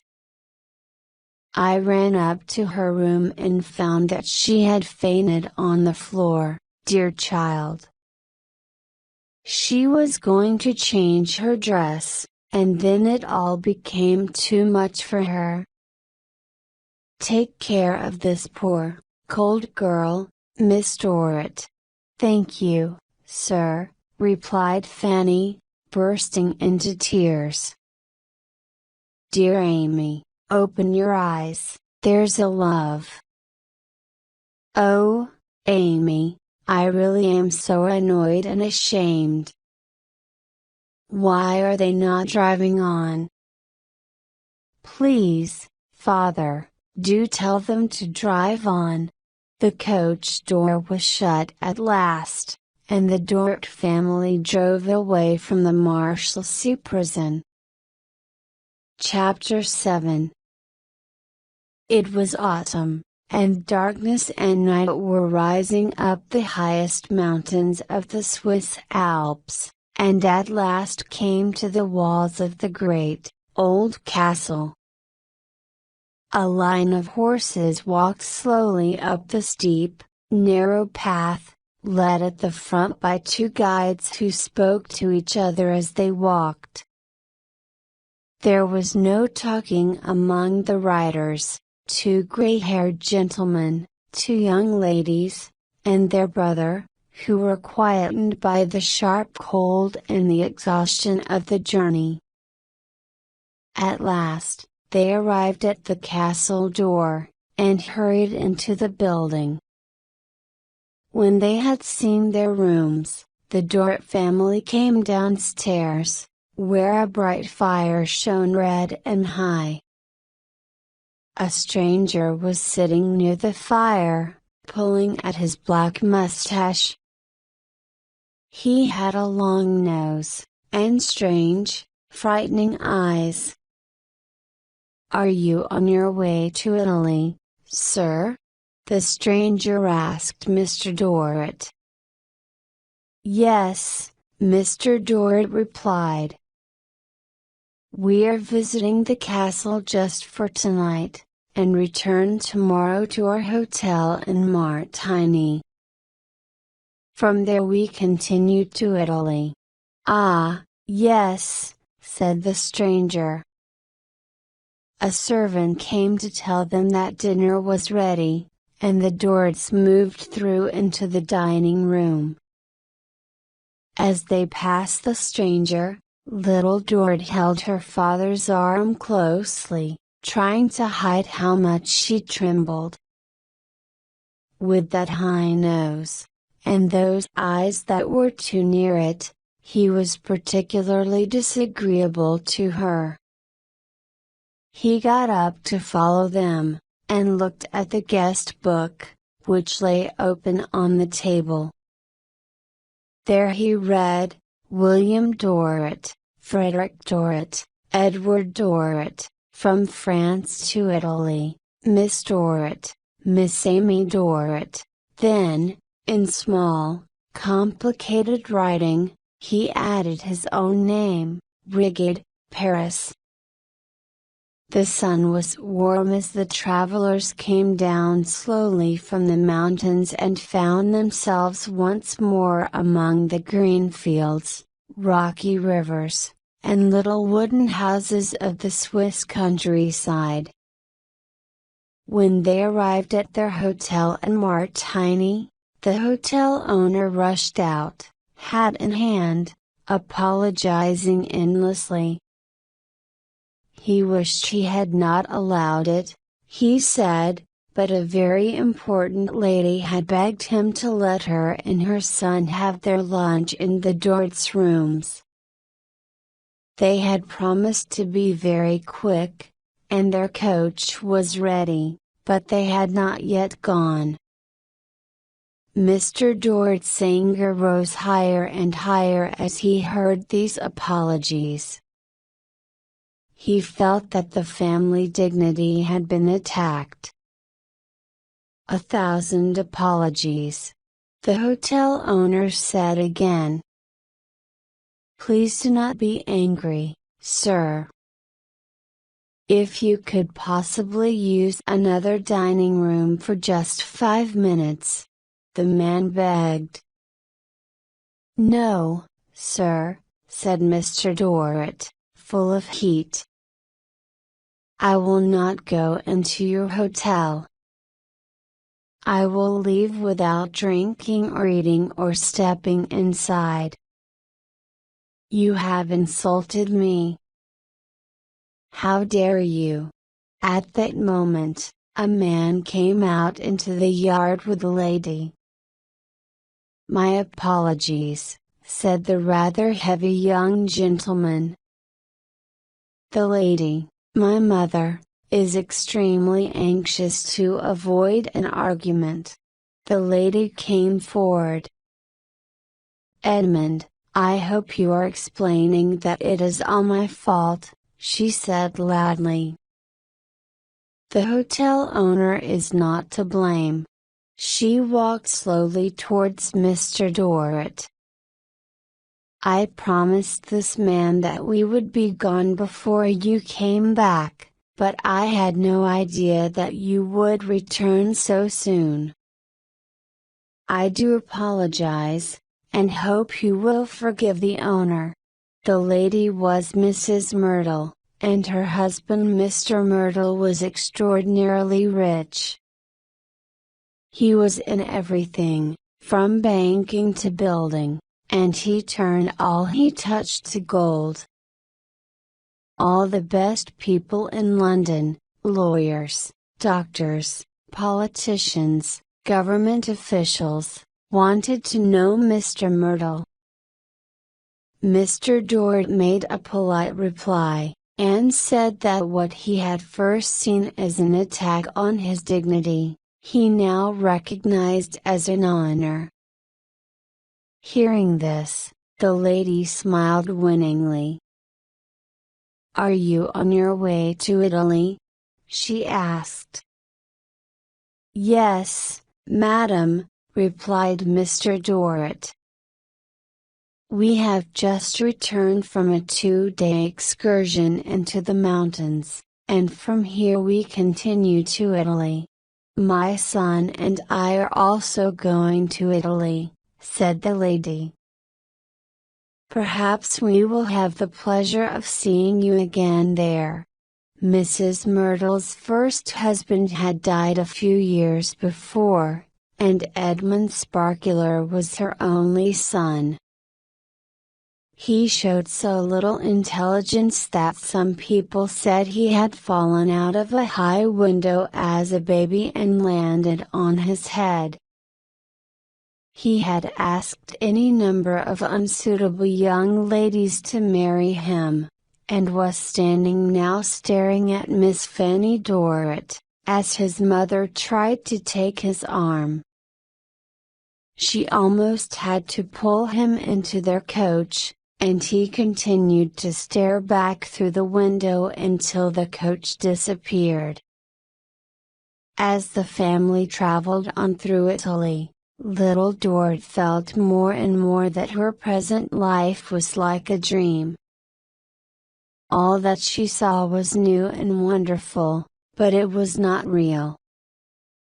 She felt that the pretty countries she saw from the window of the coach might disappear at any moment, and that, turning a corner, they might stop suddenly at the old Marshlessly gate. They arrived at last in Venice, where they were to stay for some months in a palace on the Grand Canal. To little Dort, Venice was more unreal than anywhere else, with its streets made of water, and the stillness of the days and nights that was broken only by the sound of bells and the cries of the gondoliers. The family began a busy life, going here and there, but little Dort asked only to be left alone. It was strange to have no work, no one to care for, nothing to plan. But strangest of all was the distance between her and her father. When she tried to take care of him, as she always used to, he reminded her that she was a lady now, who should behave with dignity. She often wanted to put her arms around his neck, and tell him how she loved him, but she knew that he would not like it, and that Fanny would be angry. She spent a lot of time now with her Uncle Frederick. He had begun to visit art galleries, and spent hours looking at the pictures, wiping his old blue nose. Little Dort had found him at a gallery one day, and after that she often joined him. He carried a chair for her, from picture to picture. He stood behind her, not speaking, but clearly happy to be with her. Sometimes, little Dort stepped into a gondola and went all over that strange city in her quiet, scared, lost manner. She looked into other gondolas, almost hoping to see the faces of the dear friends she loved. But her favorite place was at the window of her own room, where in the evenings she watched the sun going down, purple and red, shining on the walls. She watched the stars appear, and she thought of the old prison. The Dorts had been in Venice for a month or two, when Mr. Dort sent for his youngest daughter. "Amy," he began. "I feel that you don't, seem at home here. Why is this? I think, father, I need a little time. You disappoint me. I, am not pleased with you. You need to, behave in the right way and do what someone in your position should. I'm sorry that you have not been pleased with me, dear father," said little Dort. "I will try, more than ever, to fit into this new world around me. You, continued to hurt me. There are some past events which I wish, to forget. Your sister understands, your brother understands. Everyone understands, except you. You, Amy, constantly remind me of the past. Though not in words." He looked down at little Dort, who had put her hand on his arm. Her head was down, and he could not see her face, but her touch was soft and quiet, and there was only love in her sad little figure. He began to cry quietly, then said he was a hopeless old fool even with all this wealth, and took her in his arms. But his tears were soon dried. With one remarkable exception, this was the only time, in his life of freedom and fortune, when he spoke to his daughter little Dort of the old days. Little Dort had been out with her sister one afternoon when, as they came back to the hotel by gondola, she noticed that another gondola was following them. Fanny opened the window near her, and watched as the other boat came up beside them. "Did you ever see such a fool?" Fanny said, laughing. "Who is it?" little Dort asked. "How slow you are," said Fanny. "Mr. Sparkler, of course." Little Dort was silent for a moment, and then she asked, "Are you going to encourage Mr. Sparkler, Fanny? I shall make him do what I want, my dear.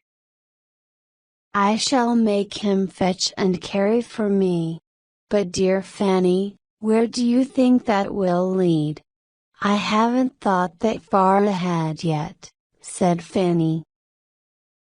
They climbed out of the gondola and walked up to the hotel, where Mr. Sparkler joined them.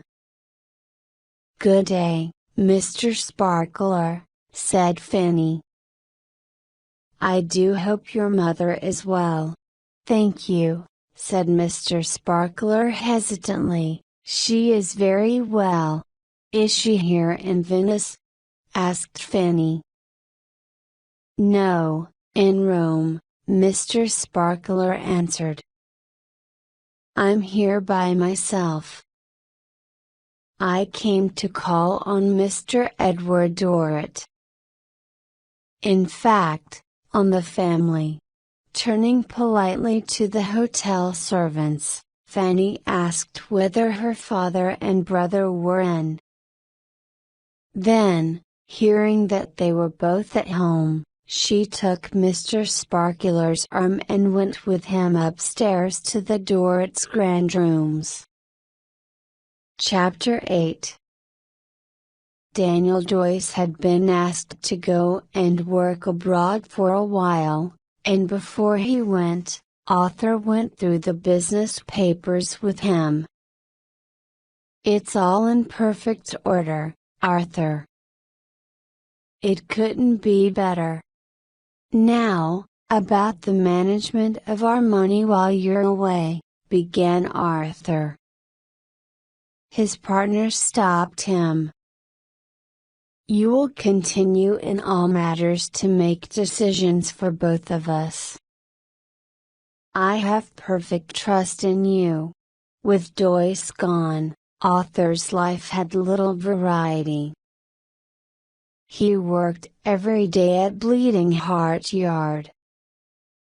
Mr. and Mrs. Meagles had gone abroad themselves, traveling, and they had asked him to make sure their house was looked after while they were away. So visits to their house in Twickenham, and to his mother's home, were the only changes in his routine. He sadly and sorely missed little Dort. He had been prepared to miss her, but not so much.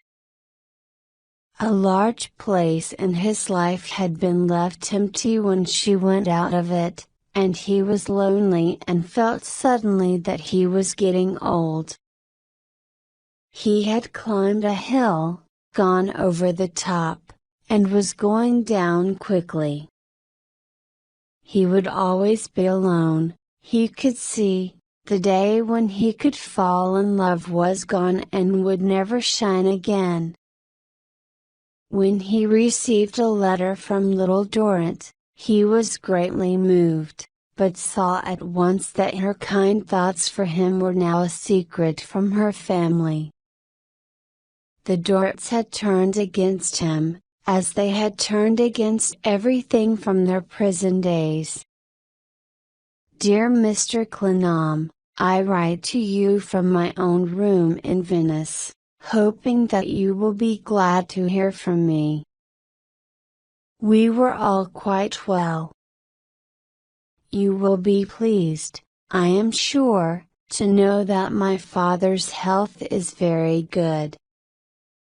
He is very different indeed from what he used to be. Fanny, too, is much changed. She gets kinder every day, and is so patient.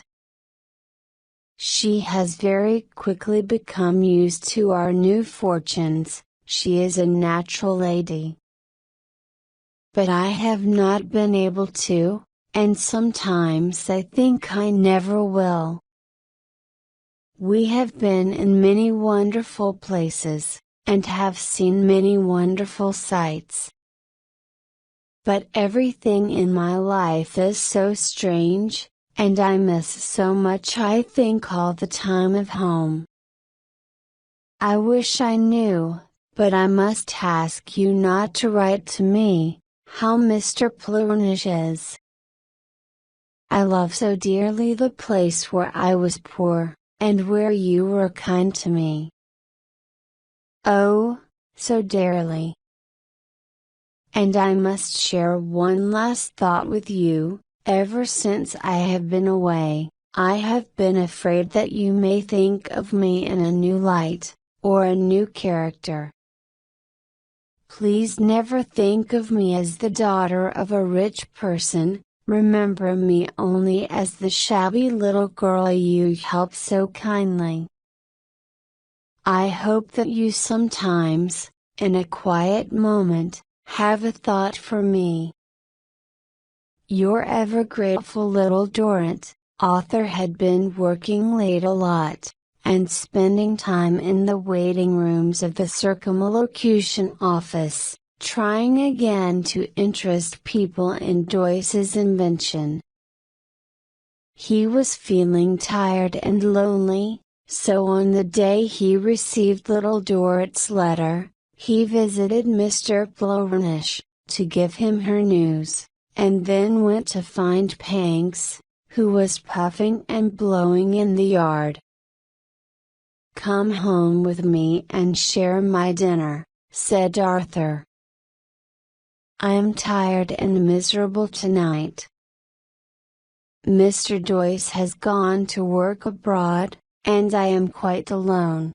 Panks and Arthur had become friends since the Dort's departure from London, and they often talked of little Dort and her goodness. The two men walked home to a dinner of bread and soup, served on a little table in front of the fire. Mr. Myrtle's name was on Panks's mind that evening. Myrtle, Myrtle. Everyone is talking about him. The wealthiest banker in the city, said Panks. I've looked into it. Putting money in Myrtle's bank makes sense.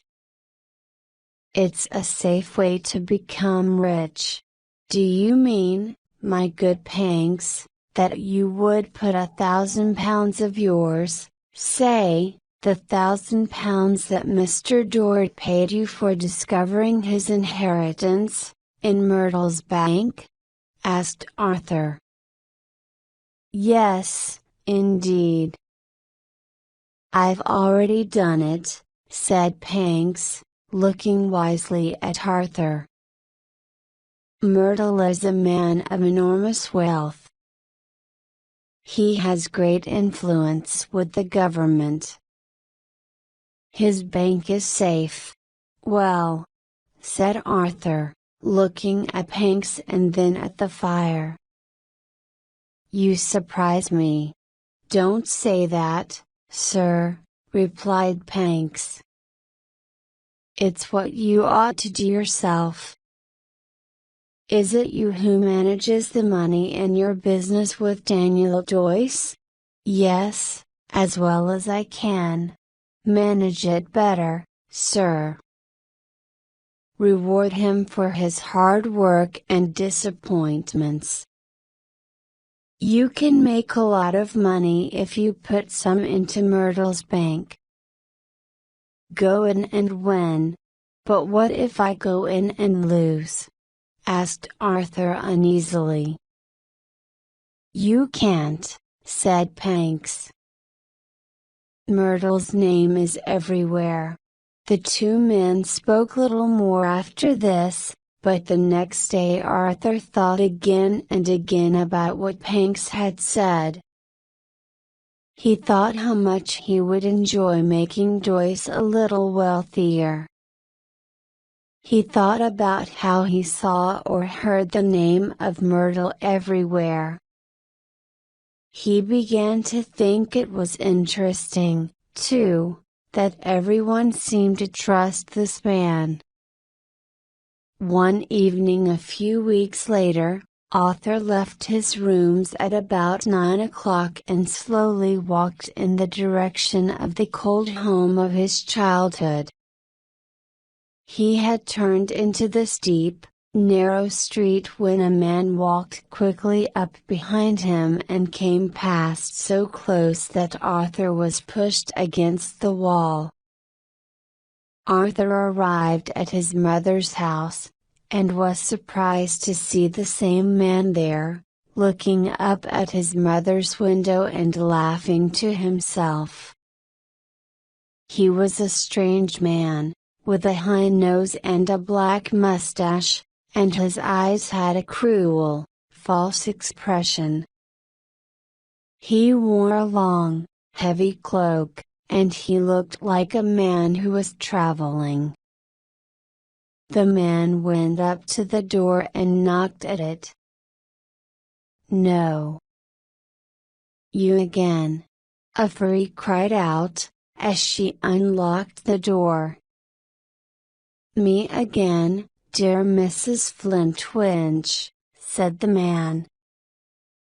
Open the door, beautiful Mrs. Flintwinch. Let me go upstairs and see the lady. And fetch Mr. Flintwinch, tell him that Rigate has just arrived in England. The stranger walked inside, and Arthur, who had come up behind him, followed him into the house. Tell me, Affery, said Arthur, looking angrily at Rigate from head to foot, who is this gentleman? The voice of Mrs. Clennam called from upstairs. Affery, let them both come up. Arthur, come straight to me. Arthur, said Rigate, taking off his hat. The son? His nose went down and his mustache went up, in an ugly smile. Arthur did not answer. He went upstairs to his mother's room and Rigate followed him. Madam, said Rigate, sitting down, perhaps you would introduce me to your son. It appears that I do not please him. Sir, said Arthur, whoever you are, if this were my house, I would not hesitate to put you outside it. But it is not your house, said his mother, without looking at him.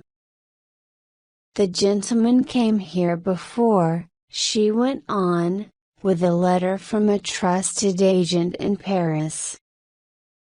I do not know why the gentleman has come again, but I'm sure he will explain, when Mr. Flintwinch returns, and I'm sure it will be a simple business matter.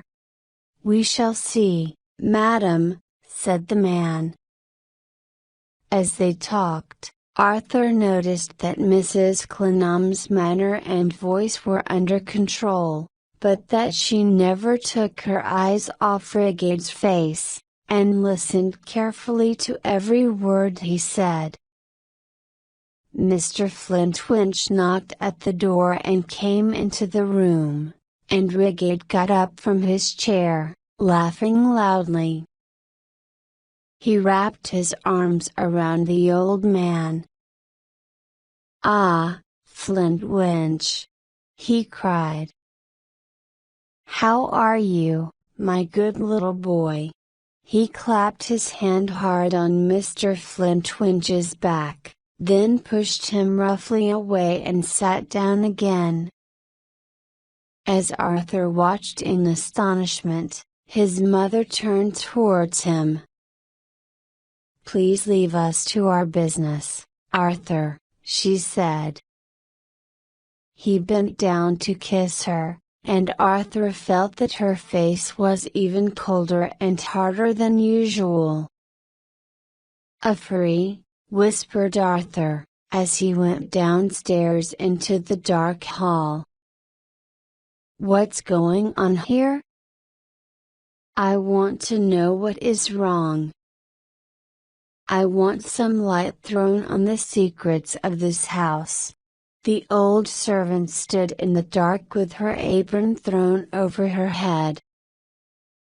"Don't ask me anything, Arthur.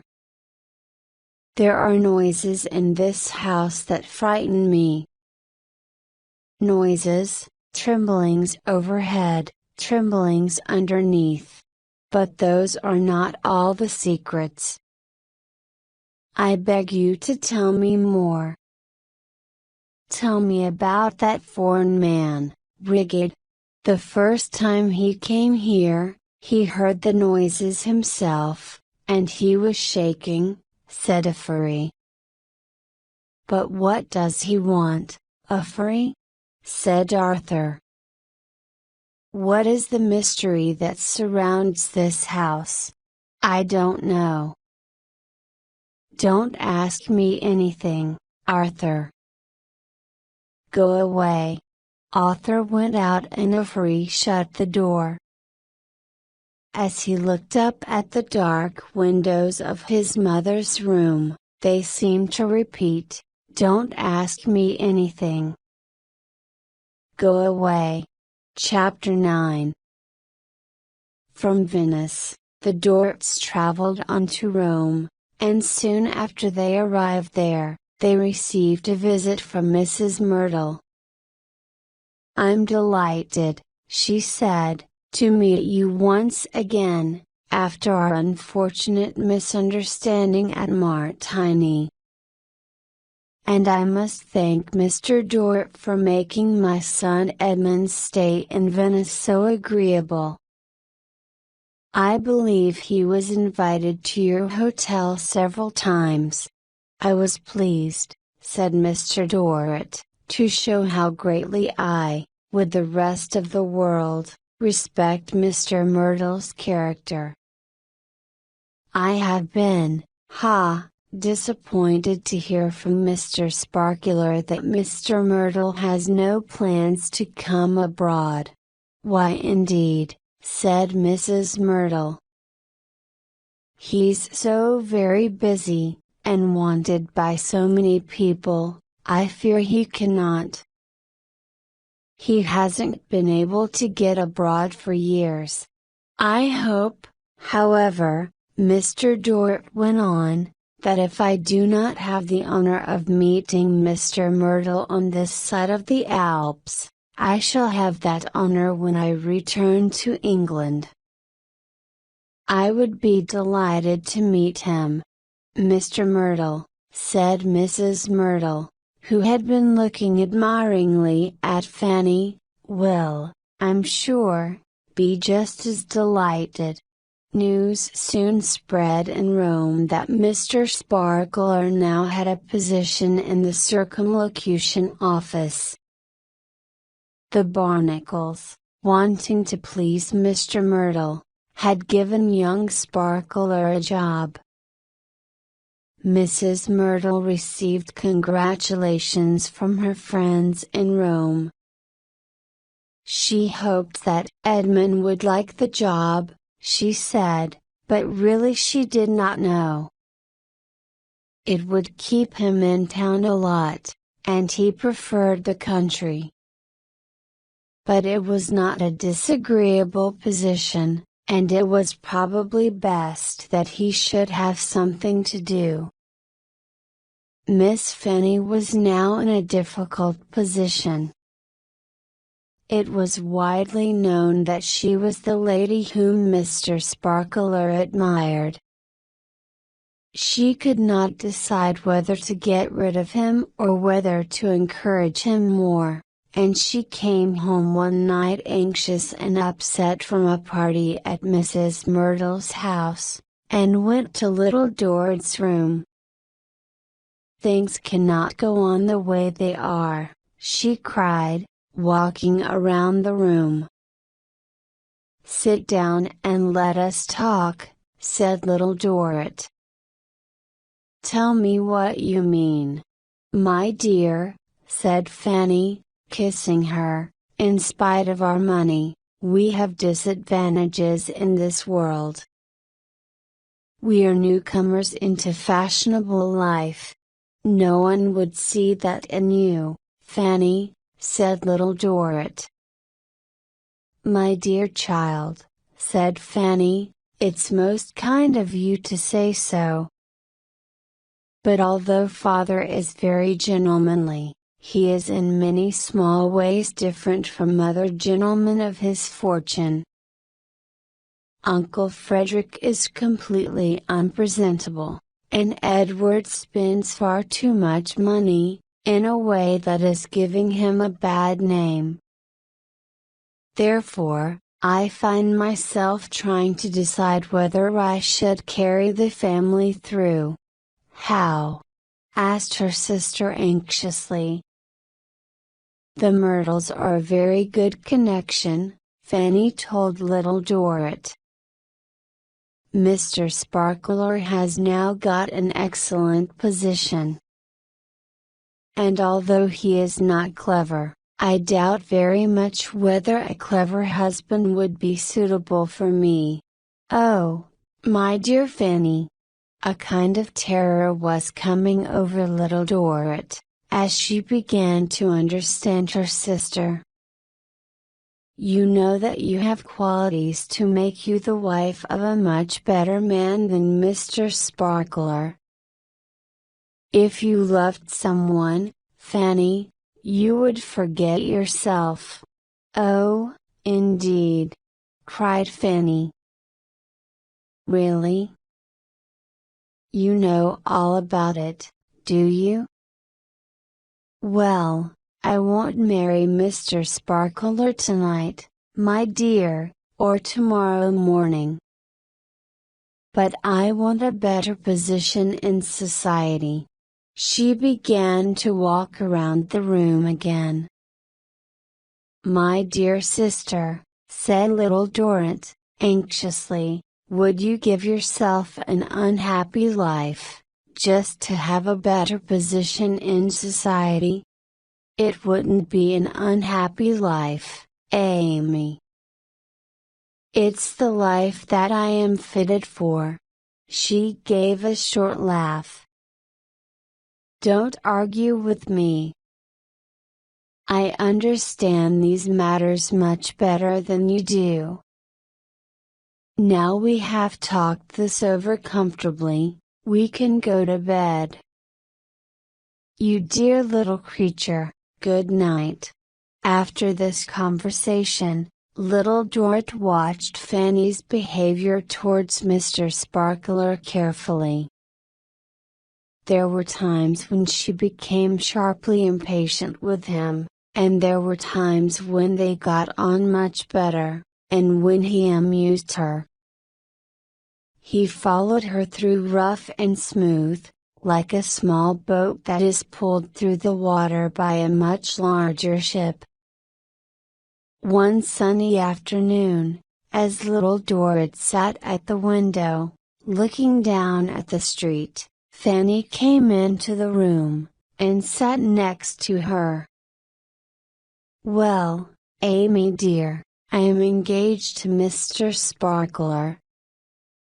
We must tell father tonight. Very little more needs to be said. The two sisters put their arms around each other and cried. It was the last time Fanny showed her feelings about the marriage. From that hour, the path she had chosen was before her and she walked it with her own proud step. Mr. Dort received the news of his daughter's engagement with great dignity. He told Fanny that he was proud of her. She was a child who was aware of the honor of the family name. Mr. Dort expressed his delight that a family connection had been opened with Mr. Myrtle, the leading light of the age. Fanny and Mr. Sparkler were married in the spring, as Mr. Sparkler's job at the circumlocution office was beginning soon. The night after their wedding, when the newly married couple had left for a holiday in Florence, little Dort sat in her room, feeling lonely. She wished that she could make her father's supper and sit by him, quietly sewing. But that could no longer happen. There was an Italian cook in the kitchen, and servants always nearby. "Amy, my dear," said Mr. Dort, after supper, "today has, greatly pleased me. Your sister has made, a very good marriage. My love, I hope soon a, suitable partner will be found for you." "Oh no!" cried little Dort, in alarm. "I want to stay and take care of you always. I have, no gentleman in mind at present. But soon, we must find you a suitable husband. Good night, my dear daughter." Mr. Dort traveled with Mr. and Mrs. Sparkler from Florence to London. He took a room in a hotel in Brook Street, Grosvenor Square, and was having breakfast there one morning in his dressing gown when a servant came in and said that Mr. Myrtle had come to see him. "Mr. Myrtle, this is, thank you," said Mr. Dort, jumping up. He trembled to speak to the great man. Mr. Myrtle was a quiet man, with a big head, and a rather uneasy expression on his dull, red face. He was silent for a while, then he finally said, "I am glad to see you, sir." He sat down, and passed his great hand over his exhausted head. "I hope you will have dinner with me today, and every day during your stay in town." Mr. Dort was delighted by the invitation. "I am here only, a fortnight. To meet you, and to arrange, my fortune in the best way."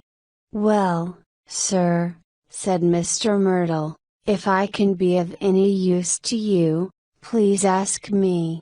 I did not dare, to hope for your advice," said Mr. Dort. "Though I would of course have followed it. You know we are almost relations, sir," said Mr. Myrtle, curiously interested in the pattern of the carpet, "and, therefore, please consider me at your service." "Thank you!" cried Mr. Dort. "You are very good. Of course, everything must be done honestly and properly." "Of course," said Mr. Dort. There was calm and silence in the room. Mr. Myrtle passed his hand again and again over his forehead. "My time is rather precious," said the great man, suddenly getting up. "I must be moving toward the city. Can I take you anywhere, sir?" As Mr. Dort's bank was in the city, he accepted the invitation eagerly, and when he had dressed, he took Mr. Myrtle's arm and went down the stairs of the hotel and into the great man's coach. It was a wonderful dream to Mr. Dort, to ride through the streets of London with the light of Mr. Myrtle shining around him. And then, when Mr. Myrtle got out and insisted that Mr. Dort continue in his coach to the bank, Mr. Dort heard everywhere, with the ears of his mind, "Look at that wonderful man, Mr. Myrtle's friend."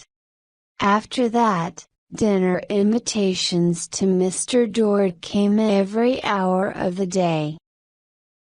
As the friend and relation by marriage of the famous Mr. Myrtle, everybody wanted to know him. Mr. Dort felt more and more that this connection had brought him the position in society he deserved. Chapter 10. Mr. Dort's time in London soon came to an end.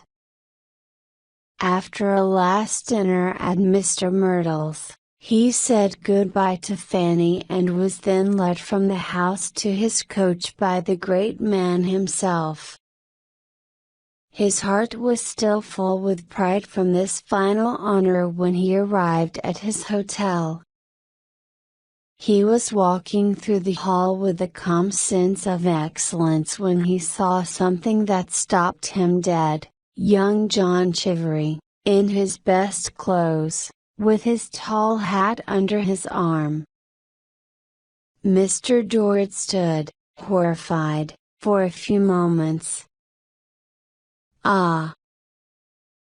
John!" he gasped at last, turning to the hotel servants. "The young man may come up. Let him follow me." Young John followed Mr. Dort to his rooms, smiling and pleased with his welcome. The servants lit the candles, and left the room. When they were safely alone, Mr. Dort turned around angrily towards John and caught hold of his collar. "Now, sir! What do you mean by this? How dare you come here? How dare you insult me?" Young John had expected Mr. Dort to put his arms around him, and his face was a picture of astonishment and horror. "I beg you to forgive me, sir," said young John, moving away towards the door. "Stop, sir!" cried Mr. Dort. "Stop! Sit down." Young John dropped into the chair nearest the door, and Mr. Dort walked up and down the room, rapidly at first, then more slowly. Then he turned and asked, "Why did you come here?" "Only to say, sir, that I hope you are well, and only to ask if Miss Amy is well." "What's that to you?" asked Mr. Dort. "It's nothing to me, sir. I know there is a distance between us, I'm sure." "I never thought you would take it badly," said young John, his voice trembling. Mr. Dort was ashamed. He went back to the window and stood there for a while with his forehead against the glass. When he turned at last, he looked tired and ill. John, I'm very sorry that I was angry with you, but, some memories aren't happy, and, you shouldn't have come. I would like to send a little, something, with you, to be divided among, them. Will you take it? There's many of them, I'm sure, who would be grateful. Mr. Dort's hand shook, so it took him a long time to write a check for £100.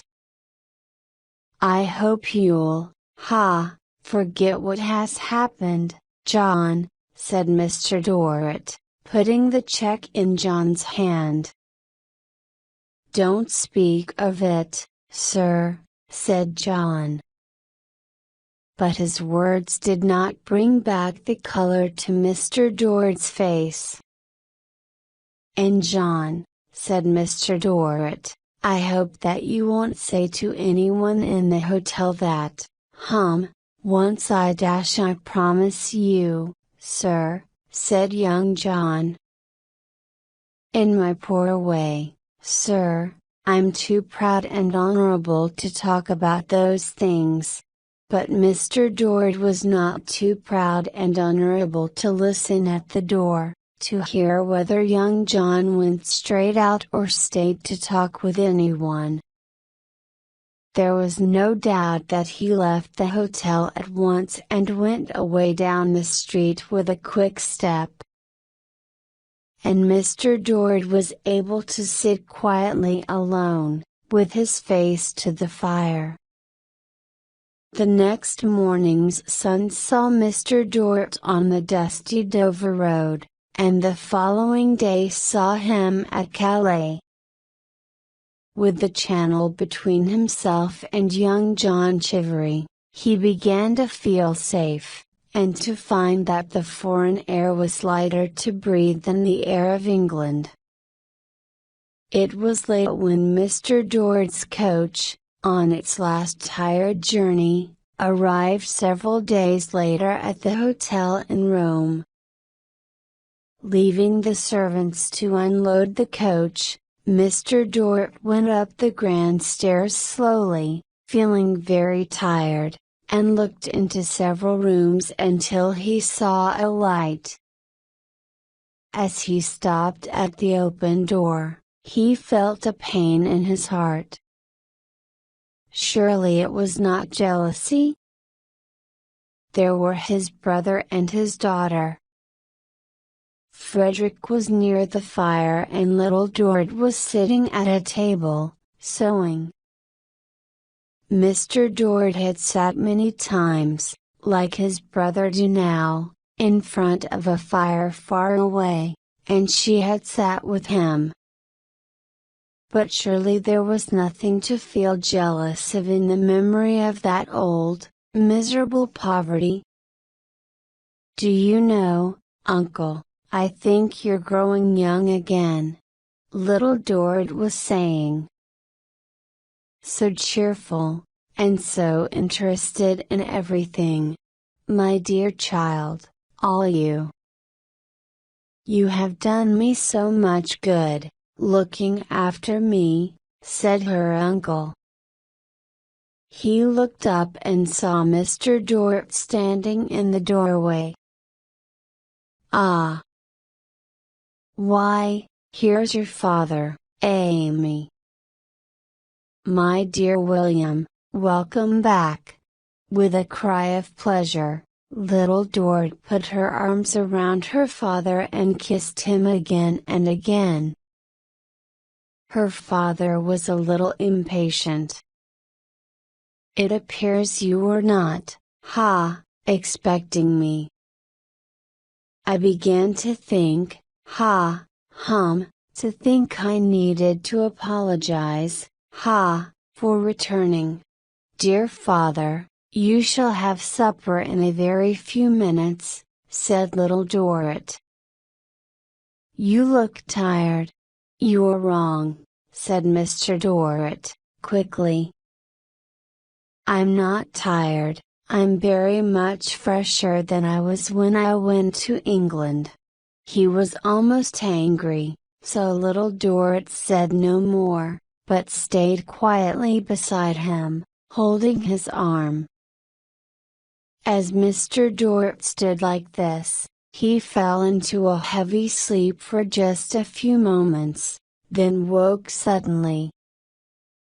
"Frederick," he said, turning on his brother, "I recommend you to go to bed immediately." "Pa!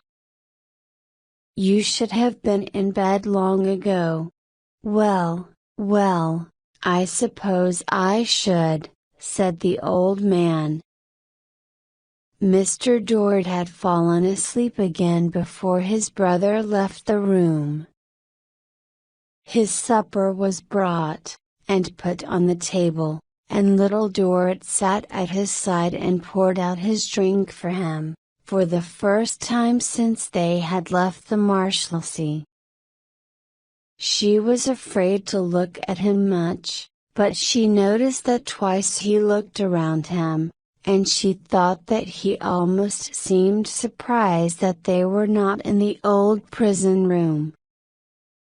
Both times, he put his hand to his head, and little Dort thought that perhaps he was trying to feel the old black cap which he had always worn in the Marshlessly.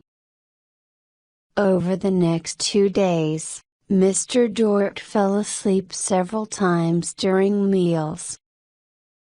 On the evening of the second day, he and little Dort were both invited to Mrs. Myrtle's for dinner. Little Dort was dressed and ready before her father appeared, looking very old and thin, and she went with him with an anxious heart. Mrs. Myrtle welcomed them with great honor. It was a grand dinner, with many important guests. The table was long, and the meal was long, and little Dort lost sight of her father until a servant came to her with a note from Mrs. Myrtle. "Please come and speak to Mr. Dort," the note read. "He's not well." Little Dort was hurrying to her father when he got up out of his chair and called to her. "Amy!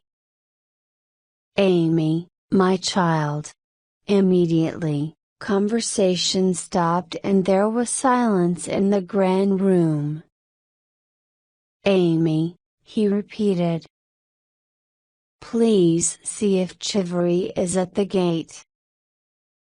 Of all the jailers, Chivery is a friend.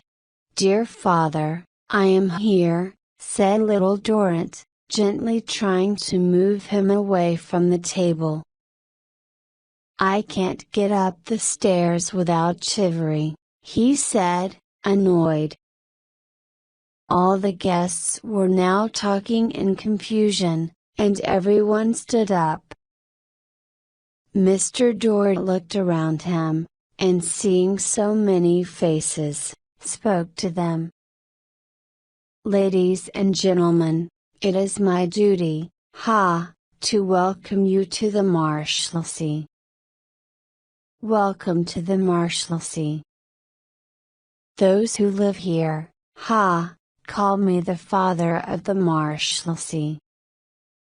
This is my child, ladies and gentlemen. My daughter, born here."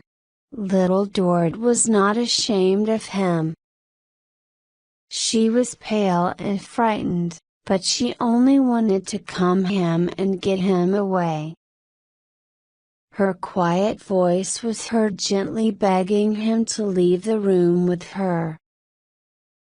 Mrs. Myrtle, horrified, had managed to get the other guests out of the room, and little Dort was left alone with her father. "Come with me now, father," she said gently. But no, he said he would never get up the stairs without Chivery. Where was Chivery?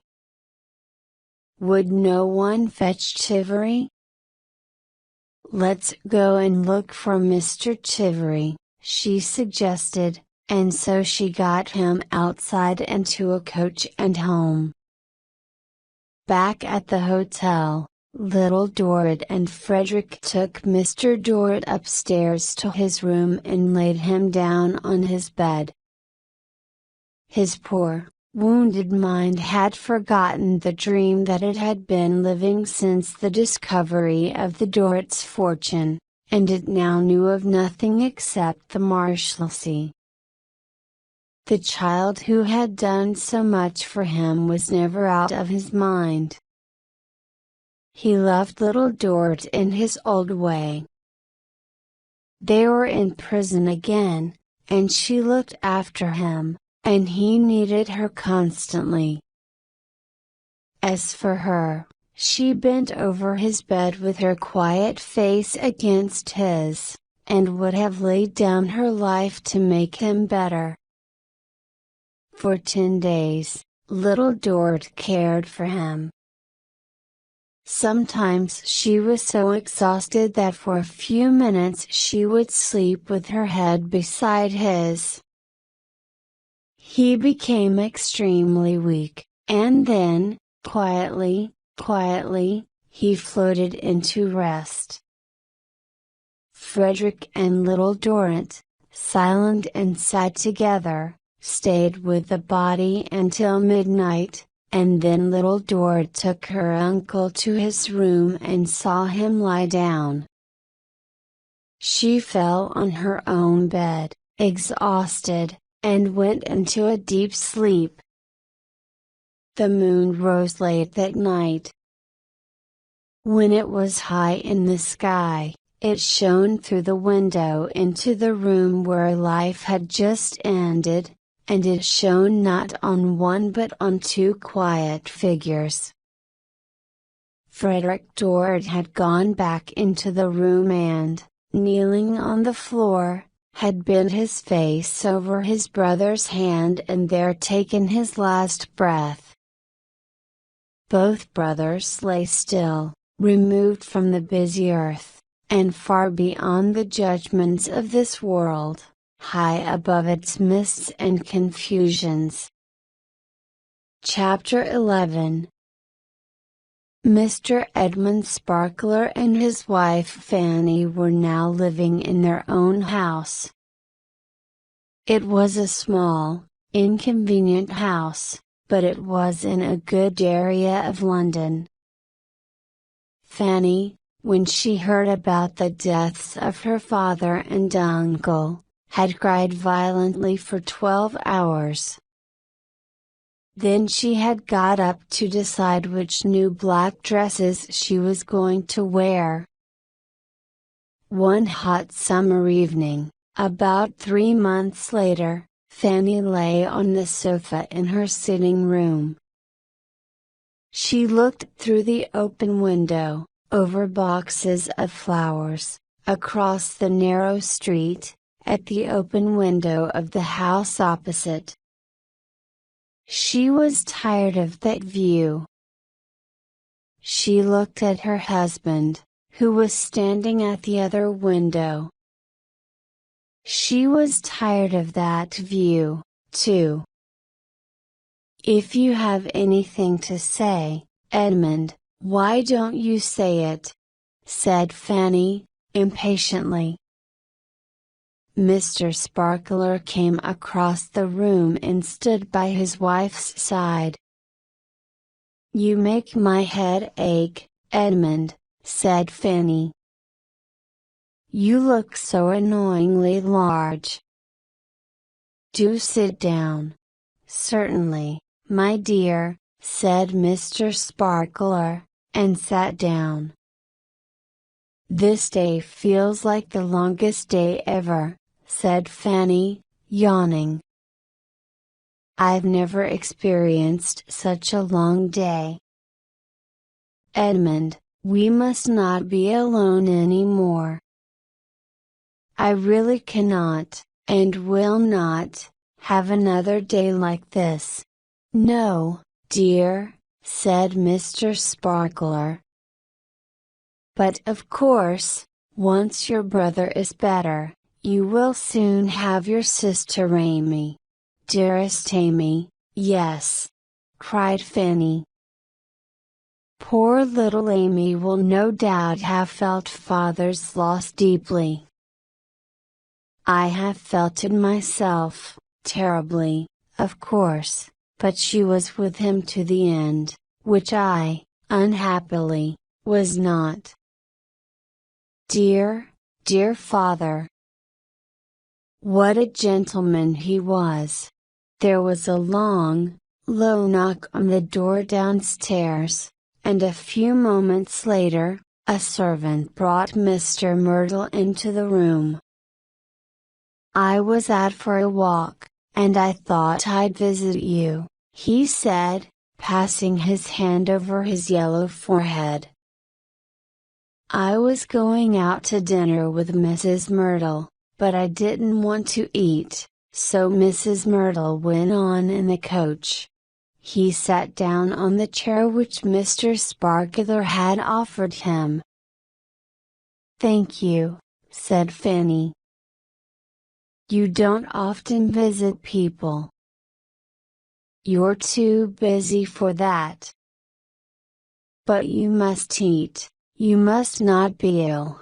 "Oh, I'm as well as I usually am," replied Mr. Myrtle, and then became silent again.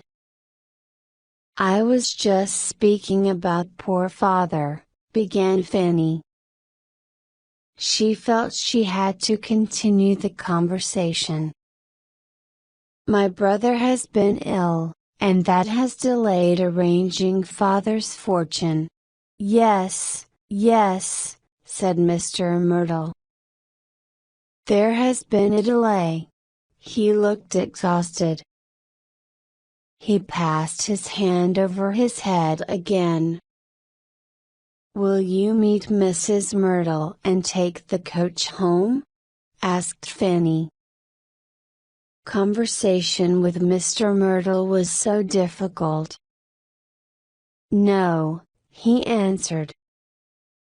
"I shall walk home, and leave Mrs. Myrtle to take care of herself."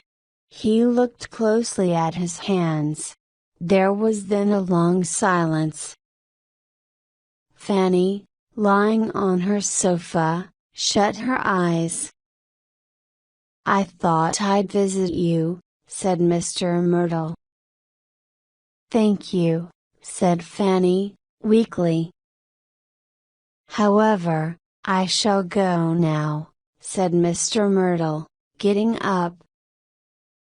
"Could you lend me a penknife?" Fanny smiled. "How strange. You're a man of business, Mr. Myrtle. You must have a knife to open all your letters." "Yes," agreed Mr. Myrtle. "You shall have it back tomorrow. Edmund," said Fanny, "open the wooden box on my little table, and give Mr. Myrtle the tortoise-shell penknife." Mr. Sparkler opened the box and gave Mr. Myrtle the penknife. The famous visitor shook hands gently with Mrs. Sparkler, and went out of the room with Mr. Sparkler. After a moment, Mrs. Sparkler got up and went to the window for a breath of air. She was sure that it was the longest day ever, and she was tired of fools. Tears of annoyance filled her eyes, as she watched the great Mr. Myrtle walk away down the street. The news that Mr. Myrtle was dead spread through London with surprising speed. At first, he was dead of all the diseases that had ever been known. He had had a problem with his heart, some said, or water on his chest, others thought. But by lunchtime, People were whispering all over London that Mr. Myrtle had killed himself. Soon, everybody knew that he had been found at the public baths shortly before midnight the night before, a tortoise-shell penknife by his side. As the day passed, the talk changed again. Mr. Myrtle had never had any money of his own, he had spent other people's money, lots of it, and without any care. By evening, everyone knew that the great Mr. Myrtle has been a thief. The man who had been honored by the great, who had advised government officials, who had been invited to important dinners, respected by all society, was simply the greatest thief who had ever cheated the nation. The next morning, Panks rushed into Arthur's office. The talk of the day before had become public. Mr. Myrtle's bank was broken. The usual work of Arthur's office had stopped. Arthur sat with his arms on the desk, his head buried in his hands. Panks stood at the door of the office. "I persuaded you to do it, Mr. Clennam," he said at last. "I know it. Say anything you want." "You can't say more than I'm thinking myself." "Oh, Panks, Panks," said Arthur. "I have ruined Joyce. That honest, tireless man, who has worked hard all his life, the man who in spite of so much disappointment has kept such a good and hopeful nature, the man who trusted me to be his partner. I intended to be so true and useful to him. I have ruined him." Panks held his head in his hands, and started tearing at his hair in a cruel manner. "Blame me!" he cried. "Say, you fool, you criminal! Apostrophe. If we had never talked about Mr. Myrtle, it would have been so much better for you, Panks, and so much better for me. Mr. Clennam, did you put everything into Myrtle's bank?" "Everything," said Clennam, wiping away the tears that had been silently dropping down his face. "I must give up the management of the business. I must save Joyce's name. The sooner the business goes out of my hands, the better. I must keep nothing for myself. I must work to pay him back as much as I can, for the rest of my life. Is it not possible, sir, to wait for a while and see if things get better?" asked Panks. "Impossible, Panks," said Arthur. "All last night I thought about what I would do, and now I just have to do it. I have a friend who is a lawyer, Mr. Clennam. May I fetch him for you? If you can spare the time, Panks, I would be most grateful." With the help of Panks's lawyer friend, Arthur wrote to all his creditors, informing them that his partner was innocent and that he, Arthur, was wholly to blame for what had happened. He gave his small private savings to pay some of the debts. But a few days later, the creditor's lawyers came to Arthur's office to take him to the debtor's prison. "Now, you know what the Marshlessly is," said his lawyer. "Small rooms. very crowded. You'd be much better in the King's Bench. I would rather go to the Marshlessly, said Arthur, than to any other prison. When their coach arrived outside the high walls of the Marshlessly, Mr. Chivery was waiting at the gate, and young John, too. They were astonished to see who the new prisoner was. I don't remember, sir, that I was ever less glad to see you, said Mr. Chivery, shaking hands with Arthur. Arthur sat in the jailer's room by the gate, his eyes fixed on the floor, until young John touched him on the shoulder and said, "You can come now." Arthur got up and followed young John, through the old door, up the old stairs, and into the old room.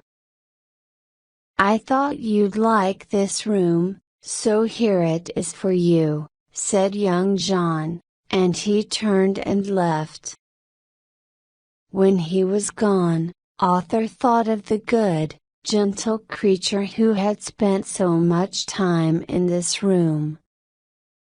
He wished with all his heart that he could see her face, full of love and truth. He turned against the wall, and as the tears rolled down his face, he cried, "Oh, my little Dort!" Chapter 12. The day was sunny, and the Marshlessly, with the hot sun shining on it, was unusually quiet. Arthur dropped into the only armchair in the room, and sat thinking. In the unnatural peace of the prison, his thoughts returned constantly to little Dort, and how much the dear creature had influenced his better decisions. The door opened, and Mr. Chivery came in. "Excuse me for opening the door, sir, but I couldn't make you hear. Did you knock?" said Arthur. "6 times or more." Looking up, Arthur realized that it was late in the afternoon. He had been thinking for hours. "Your things have come," said Mr. Chivery. "Young John will bring them up for you now." "Can I do anything for you?" "Many thanks." "Nothing." Mr. Chivery went out and shut the door, and 10 minutes later his son carried Arthur's box of personal things into his room. "Thank you," said Arthur, "it's very kind of you." He put out his hand, but young John moved away. "I don't think I can shake your hand," he said. "No, I find I can't." Arthur looked at him, puzzled. "Why are you angry with me?" he said. "If I've done anything to offend you, I'm sorry. I'd rather not talk about it, sir," said young John. But after a moment, he said softly, "The furniture in this room belongs to me. You're welcome to it. And that little round table belonged to the great gentleman who recently died." They were both silent. It was young John again who spoke. "How long do you intend to go without food and drink, sir?" "I'm not hungry just now," replied Arthur. "The more reason you should eat, sir," said John. "I'm going to have tea in my room. Please come and drink a cup with me." Arthur stood up and followed young John to his room. It was little Dort's old room, now repainted, and more comfortably furnished, but Arthur remembered it clearly from that day when the Dorts had left the prison forever, and he had lifted her unconscious body from the floor. Young John looked hard at Arthur. "I see you remember the room, Mr. Clennam? I remember it well." Young John began to make tea, while Arthur stood at the window.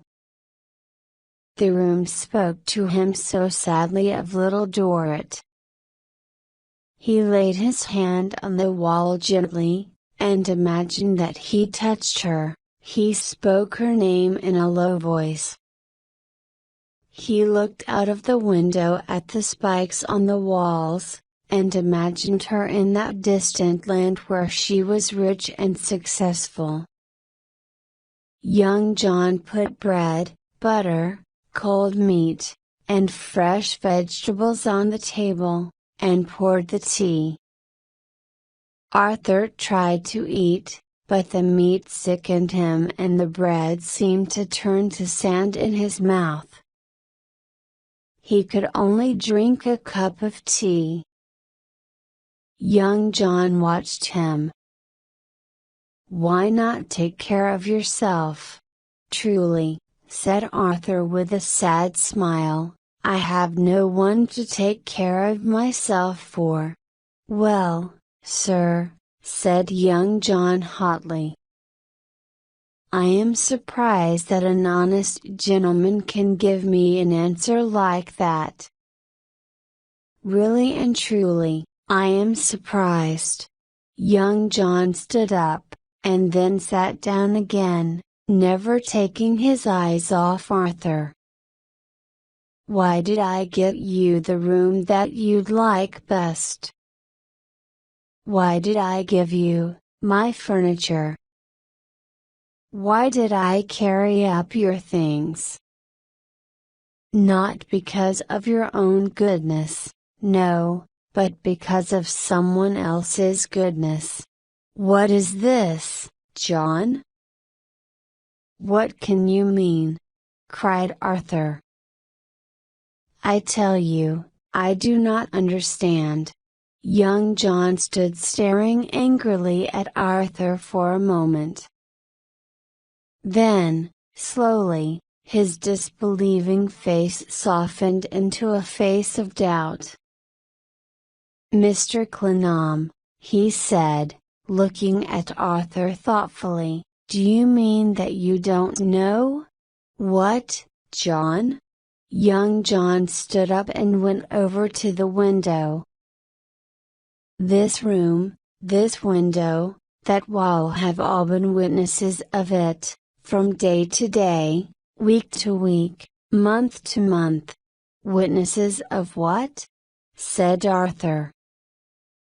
"Of Miss Dort's love." "For whom?" "You," said young John. And he touched Arthur lightly on the shoulder and then sat down again, with a pale face, shaking his head. Arthur was shocked. He looked at young John and his hands dropped at his sides. His whole appearance was of a man who has been woken from sleep. "Me?" he said at last, trying to smile. "You're completely mistaken." "Ah!" gasped young John. "I, mistaken, sir?" "No, Mr. Clennam, don't tell me that. It's nearly killed me with pain. Don't tell me that I'm mistaken." He wiped his eyes, as tears rolled down his face. Arthur could not speak. At last, he went slowly back to his room, and sat down in the old armchair, putting his head between his hands. Little Dort loved him. Dear little Dort! He had always called her child, and had told her that he felt he was getting old. But perhaps she had not thought of him as old. Was there something on his own side that he had quietened as it rose in him? He took out her letter from his box and read it again. He seemed to hear her voice in the words. Had he whispered to himself that he must not think of her loving him, that he must remember that the time had passed him by, and he was too saddened and old? Looking back at his own poor story, he saw that little Dort was the center of his every interest. When she had left England, everything that was good and pleasant in his life had gone, and beyond there was nothing but a darkened sky. He thought of this as he lay down to sleep inside the gray walls of the Marshlessly, and all night the thoughts went around his head. Little Dort was in Arthur's mind constantly after this, but he was not strong enough to guard against misery. He stayed inside his room and was too depressed to make friends with the other prisoners, who did not trust him. Night after night, unable to sleep, he sat at his window, watching the lamps in the yard and looking upwards for the first sight of day. A burning restlessness built up inside him, and a belief that he was going to break his own heart and die in prison. He hated the prison so much that sometimes he could hardly breathe, and he stood at the window, gasping. After a few weeks, he developed a low, slow fever. He was responsible for the failure of Joyce's business, and memories of his foolishness never left his mind. Mr. Plurnish visited him, with a basket of food, but Arthur did not want to see him, and wrote to ask him not to come again. Young John looked in every day, but Arthur always pretended to be busy writing. On a hot, misty morning, Arthur watched the night end, listening to the rain falling on the yard with an aching head and a tired heart. He felt so ill that he had to rest many times as he washed himself and got back to his chair by the open window. He sat, half sleeping and dreaming. He heard music and songs, which he knew were not real. He began to sleep an exhausted sleep, and he heard voices, and answered them. Then he began to dream of a garden of flowers, and a soft, warm wind. Painfully, he lifted his head and saw some wonderful flowers by the teacup on his table, a handful of the loveliest flowers. Nothing had ever appeared so beautiful to him. He took them up and smelled them, and lifted them to his hot head. He wondered who had sent them. He tried to drink some tea, but the smell of it was horrible. He began to dream again, and in his dream, music was playing softly, and the door of his room seemed to open to a light touch. After a moment's pause, a quiet figure seemed to stand there, with a black cloak. It seemed to drop the cloak on the floor, and then it seemed to be his little Dort in her old, shabby dress. It seemed to tremble, and to smile, and then to burst into tears. He tried to wake up properly, and cried out.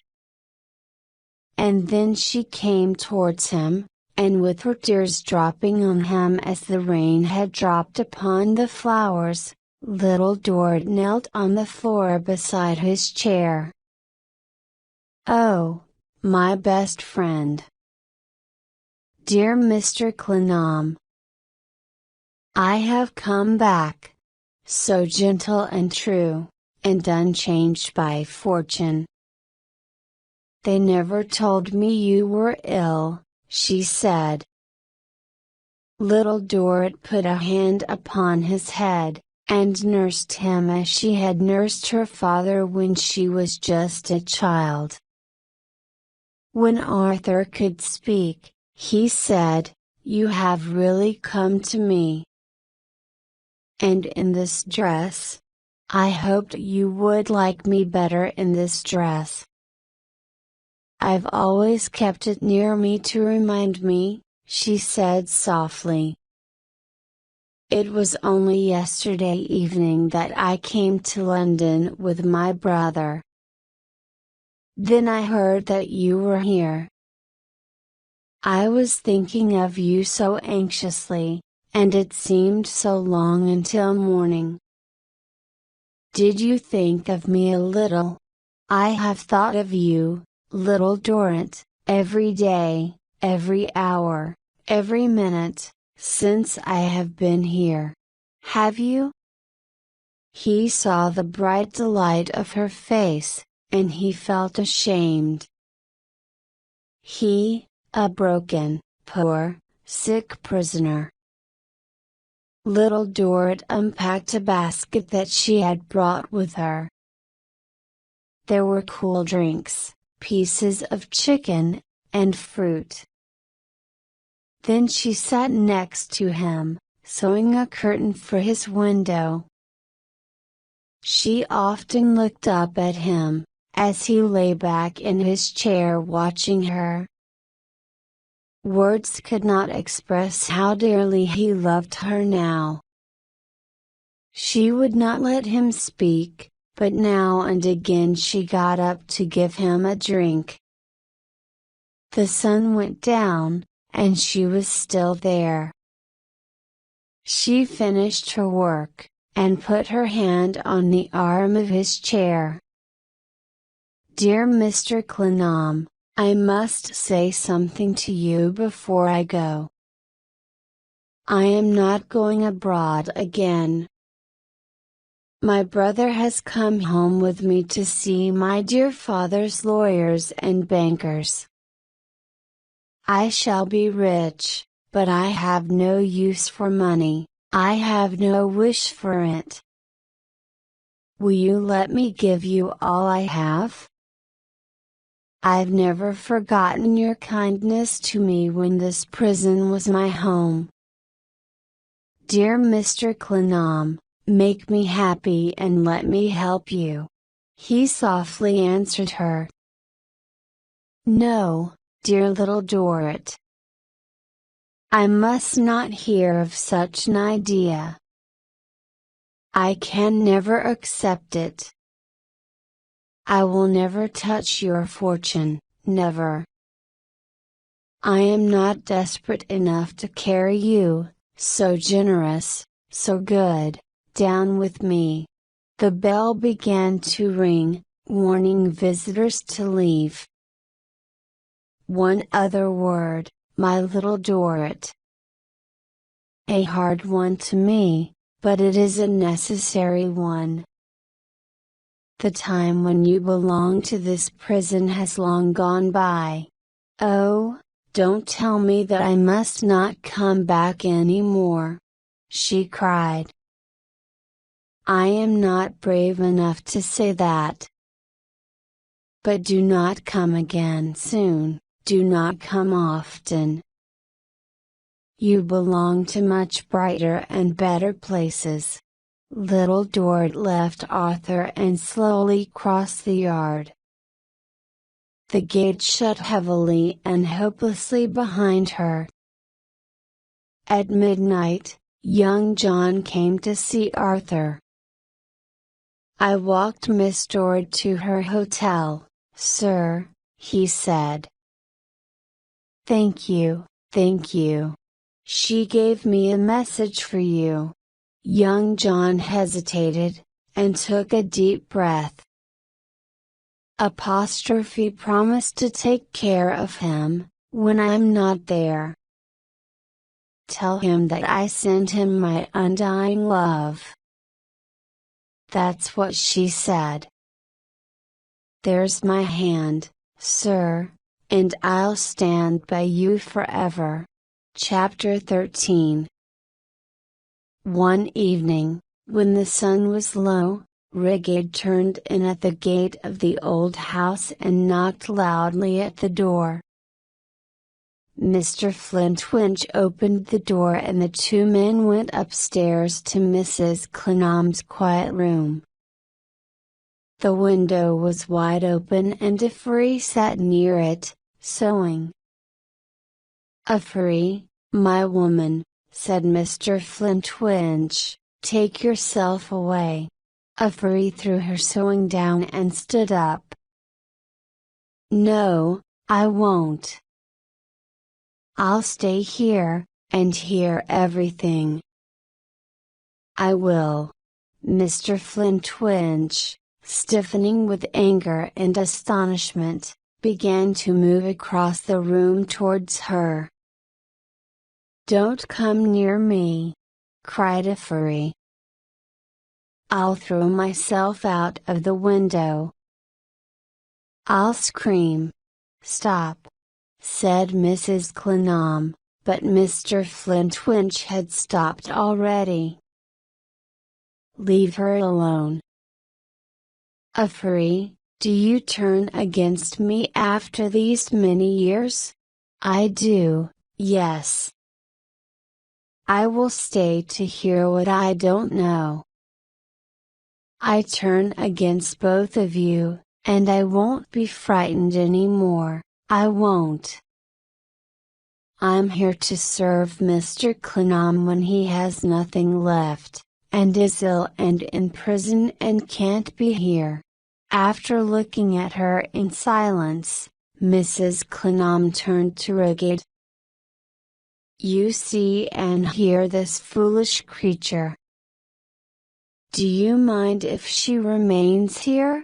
"I, madam? Do I? That's a question for you." "I do not," she said. Rigid sat on the table and stretched his legs. He looked at Mrs. Clennam, with his mustache going up and his nose coming down.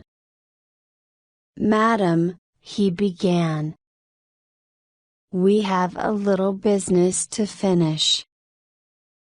You must understand first that I am a gentleman who enjoys money. You follow me?" "Yes," said Mrs. Clennam. "I am the softest and sweetest of gentlemen, but when people try to play games with me, I become terribly angry. And when that happens, feeding my anger is as important to me as money. Now, let me remind you about our first two meetings." "It is not necessary," said Mrs. Clennam. "Ah, but I want to. And it clears the way. The first time I came here, I was able to look at one or two things in the house. They proved to me that I had found the lady I was looking for. I told our dear Mr. Flintwinch that I would return. And return I did. The second time, I told you that I had something to sell, which, if not bought, would put Madam in a difficult position. I asked for, I think, £1,000. Will you correct me?"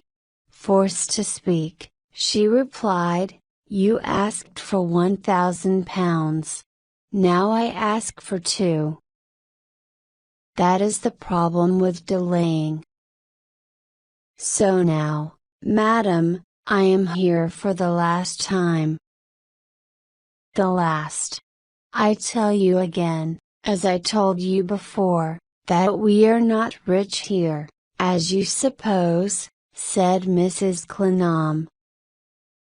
You told me that you have some papers, and I wish to get those papers back from you. The papers might be worth some money to me. How much, then, madam? Tell me. He turned on her suddenly with a threatening movement of his hand, seeming to want to hit her. I cannot say how much they are worth until I know exactly what they are. You have no fear, said Rigid. I am very determined, Mrs. Clennam replied. Rigid got off the table and sat down near her sofa. Let me tell you a little family history, then.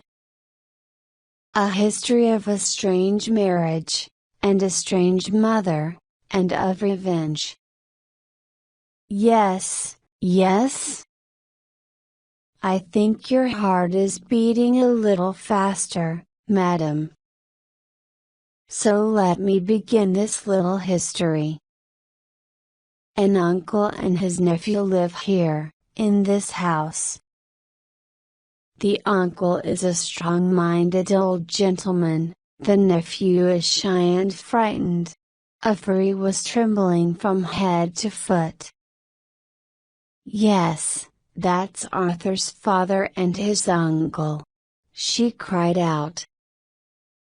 Arthur's father couldn't even choose his own wife, his uncle chose her. Rigid nodded his head at Affery. Perfectly right, Mrs. Flintwinch. The uncle tells the nephew to marry. He finds for him a determined lady, a strong lady, a lady without love, cold as stone. Mrs. Clennam's face had changed, and there was an extraordinary color in it. Madam, I see that I interest you. Let us go on. The nephew does as he is told. But one day the lady discovers a terrible secret about her husband. Full of anger, full of jealousy, she plans her revenge. Because the secret is that her husband has Mrs. Clennam was breathing harder, and her lips were trembling. Her husband has, Rigid went on. What does her husband have?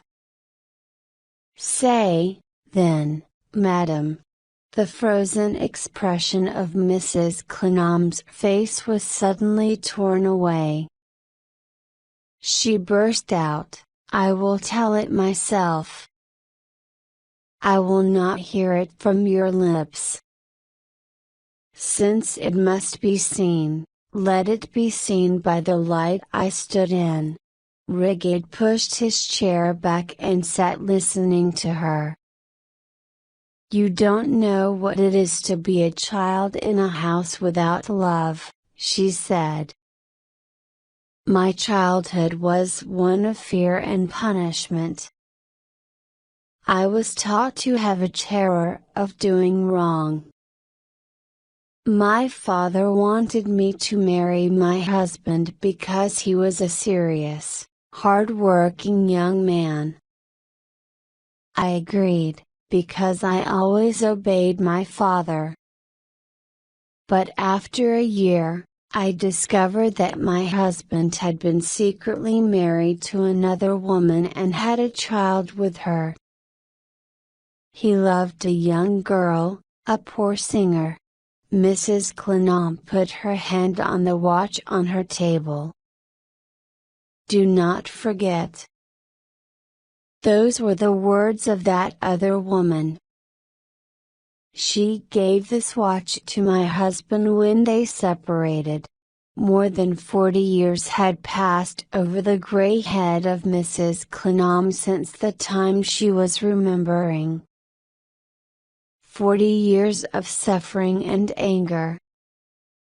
I forced my husband to tell me the woman's name and address, and I went to see her.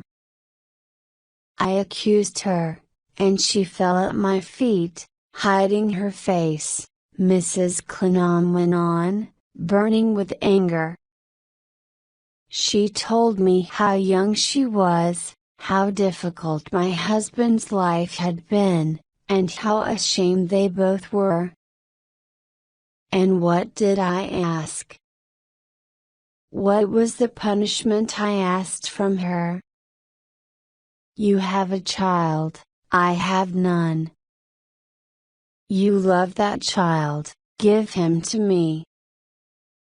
He will believe that he is my son, and everyone will believe that he is mine. His father will promise never to see you again, and you will promise never to communicate with either him or your son. That was all. She picked up the watch from the table, opened it, and looked at the letters inside. They did not forget.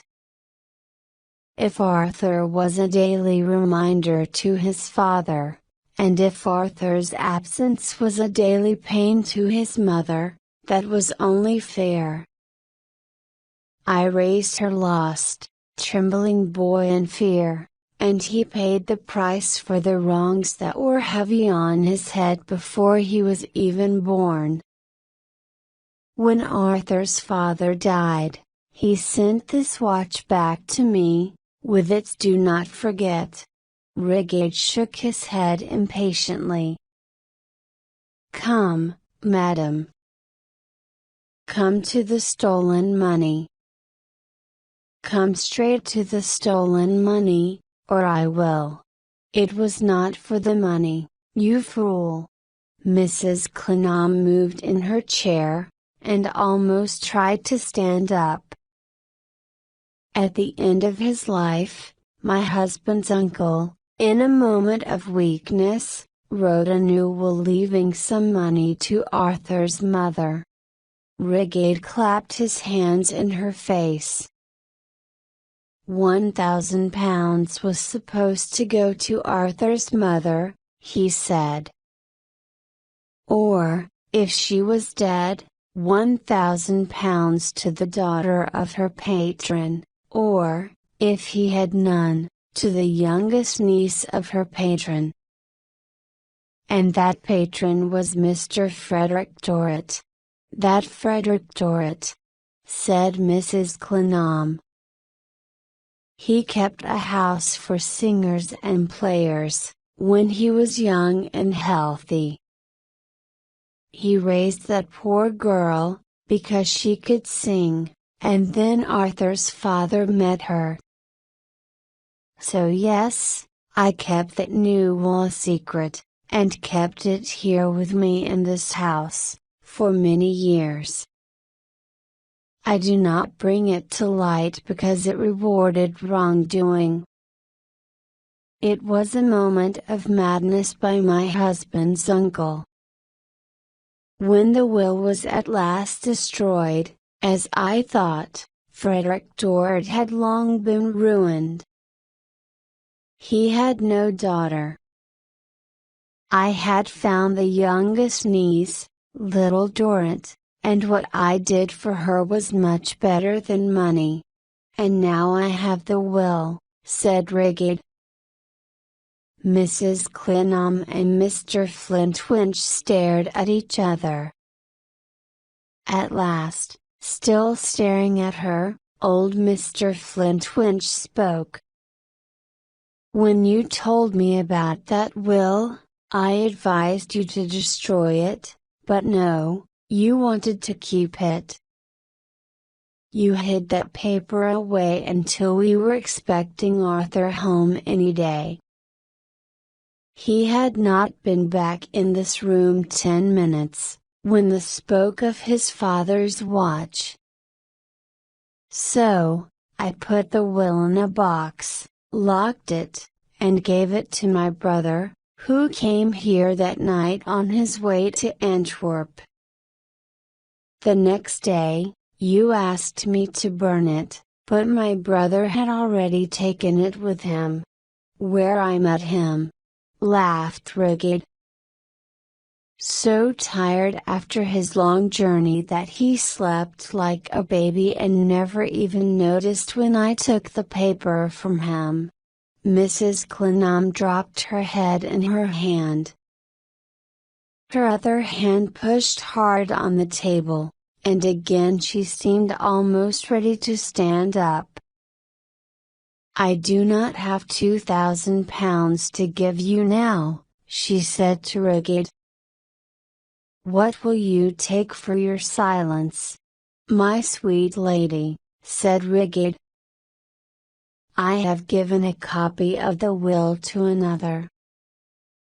If you delay until the Marshlessly gate is shut tonight, your son Arthur will have read it." She put her two hands to her head, let out a loud cry, and pulled herself to her feet. For a moment, her body shook, but then she stood strong. "Say what you mean. Say what you mean, man. Before I came here tonight, I gave a copy of the will to Miss Dort, the little niece of Mr. Frederick, who I met abroad. Unless someone takes it back before the Marshlessly bell rings tonight, she will give it to your son." Nearly falling again, Mrs. Clenham ran to a cupboard, violently pulled the door open, and took out a cloak. Afri, who had watched her in terror, ran to the middle of the room and caught hold of her dress. Don't. Where are you going?" "I'll keep your secret." "Don't go out, you'll fall dead in the street." "Tell me where you've kept Arthur's poor mother, and I'll nurse her." Mrs. Clenham looked at Afri in astonishment. "Kept her?" she said. "She's been dead for 20 years. Ask Flintwinch, he'll tell you that she died when Arthur went abroad." Afri trembled. "What is it in the house, then? What is it that makes the noises and shakes the dust?" Mrs. Clenham did not listen to her. "Wait here until I come back," she said to Rigid, and ran out of the house and then wildly through the gate and into the street. For a moment, the others stood still. Afri was the first to move. She ran downstairs and outside, following Mrs. Clenham. Next, Mr. Flintwinch went slowly to the door, in his sideways manner, without a word. Rigid was left alone. He sat by the window. "You will get your money," he said to himself. "You have lived a gentleman, you will die a gentleman." Chapter 14. The summer sun was going down behind the houses and the streets were beginning to darken as a woman dressed in black, and with a pale, wild face, walked through the streets. She moved rapidly, but was weak and uncertain. People stopped to look at her as she rushed by.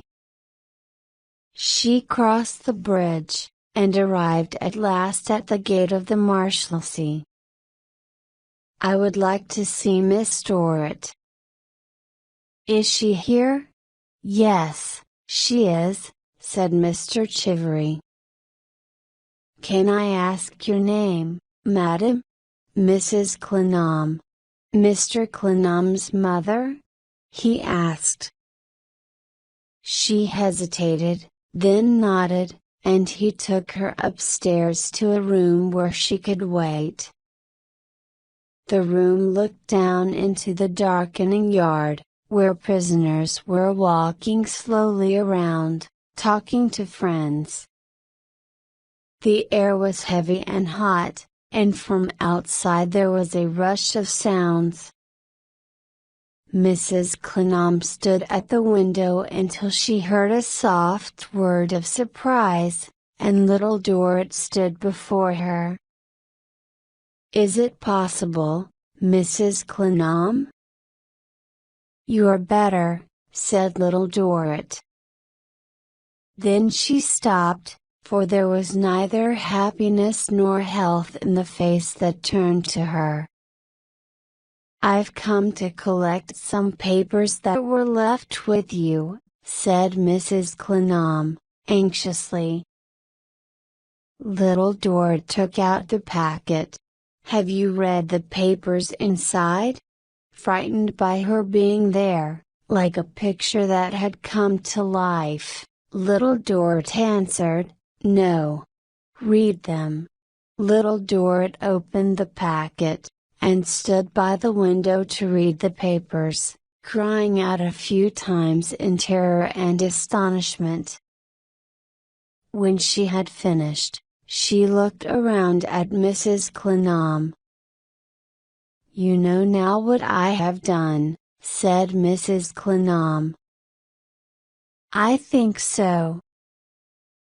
"I'm afraid so. But I feel so sorry, and so full of pity, that I can't follow all I've read," said little Dort, trembling. "I will give back what I owe you. Forgive me." "Can you forgive me?" Mrs. Clennam knelt down. "I can, and I do. I forgive you freely. Please get up, you are too old to kneel." "Let me help you." Little Dort took Mrs. Clennam's hands and helped her to stand. "I have something to ask," said Mrs. Clennam. "I beg you not to tell Arthur about this until I'm dead." "I'm so sorry and my thoughts are confused," said little Dort. "But if I am sure that knowing this will do Mr. Clennam no good, I will not tell him. Thank you." Mrs. Clennam stood in the shadow, so little Dort could not see her face, but her voice was strong and broken at the same time. "You will wonder, perhaps, why I am telling you this, and not him. I was always hard with Arthur. He never loved me, but he always respected me. I don't want to lose his respect, while I'm alive." Her pride was very strong, and the pain of it was sharp when she spoke. The first warning bell began to ring in the yard below. "I have something else to ask you," cried Mrs. Clennam. "The man who brought you this packet is waiting at my house. He has threatened that you will tell Arthur everything if I don't pay him, but I do not have enough money. Will you come and tell him that you already know the truth?" Little Dort agreed, and they left the prison together. It was a long, light summer evening and the sky was calm and beautiful. People sat at their doors, playing with their children and enjoying the air. They had arrived near the gate of Mrs. Clenham's house when there was a sudden noise like thunder. "What was that?" cried Mrs. Clenham. "Let's hurry in." But little Dort, with a sharp cry, held her back. In one quick moment, they saw the old house in front of them, with Rigid sitting at the open window upstairs. Another thundering sound, and the house moved, opened apart in 50 places, and fell slowly into ruins, as they watched.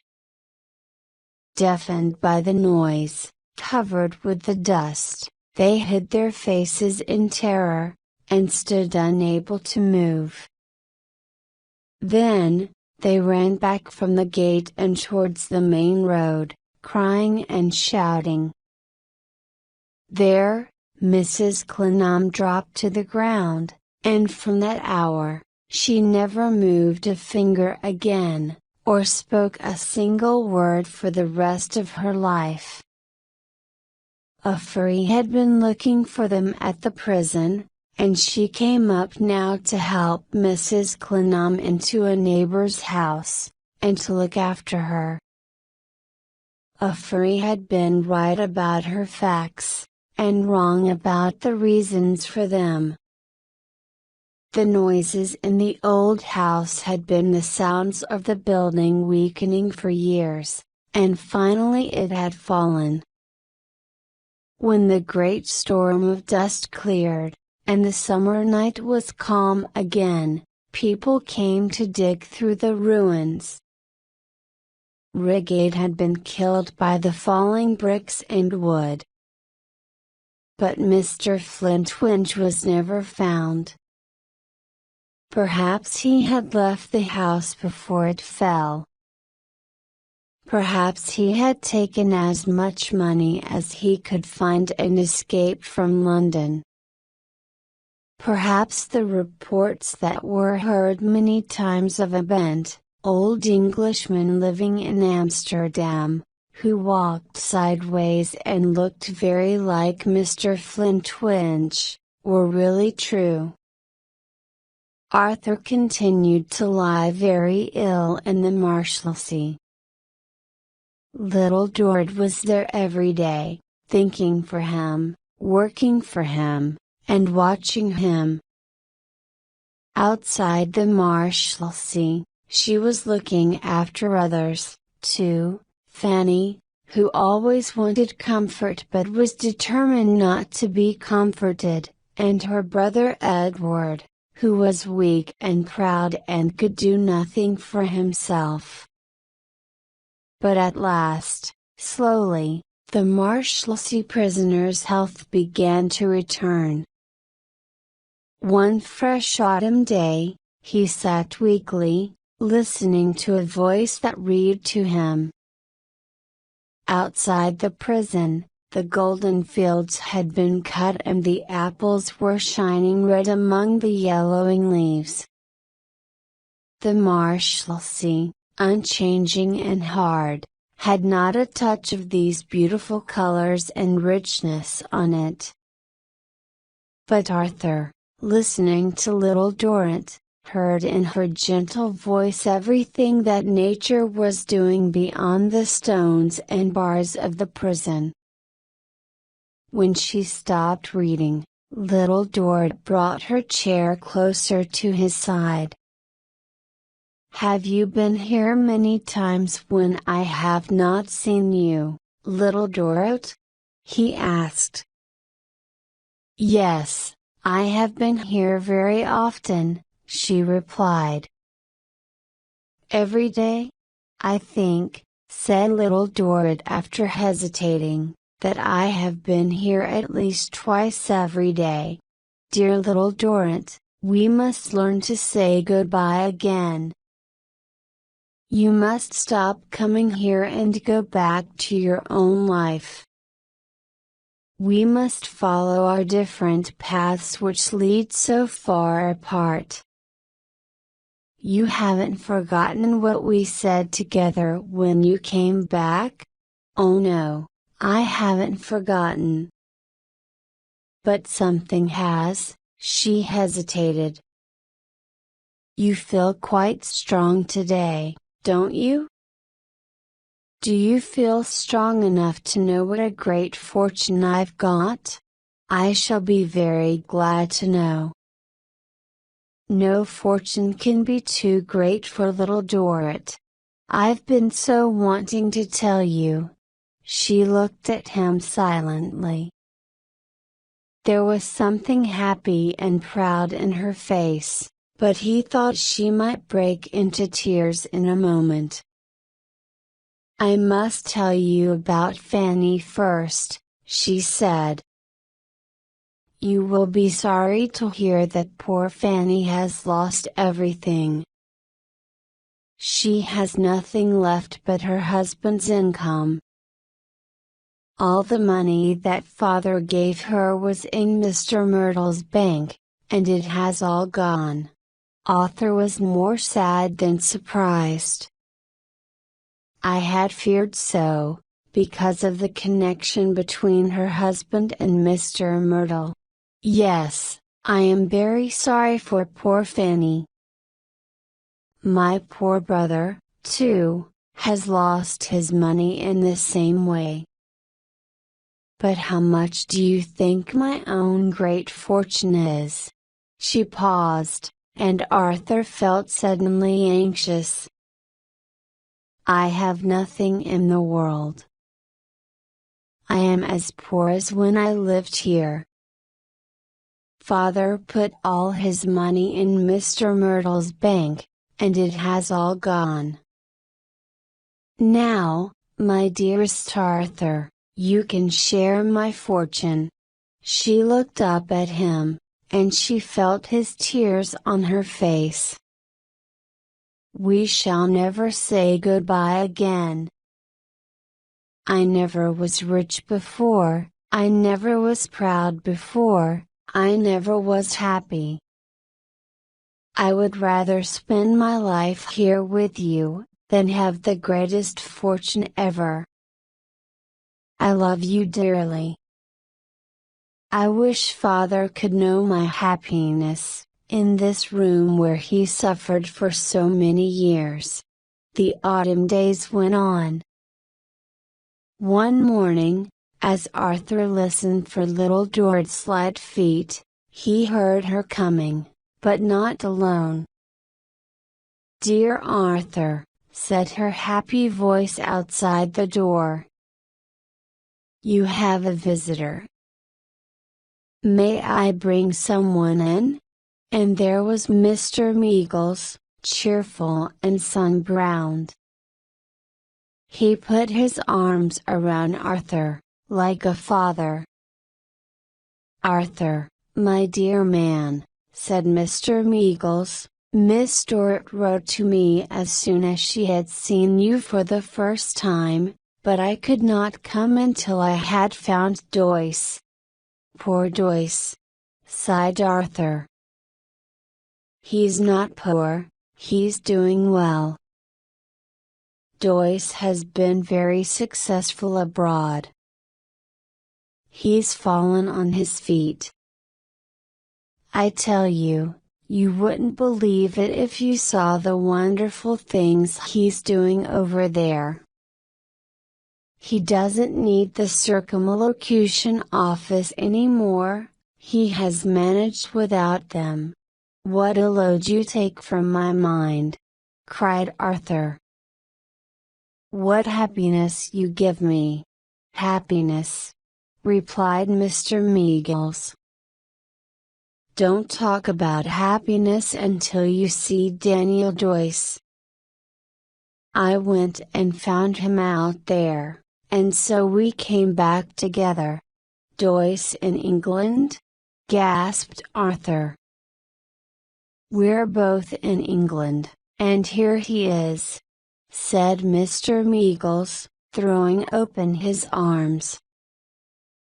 Doyce ran in from behind the door and caught Arthur with both hands.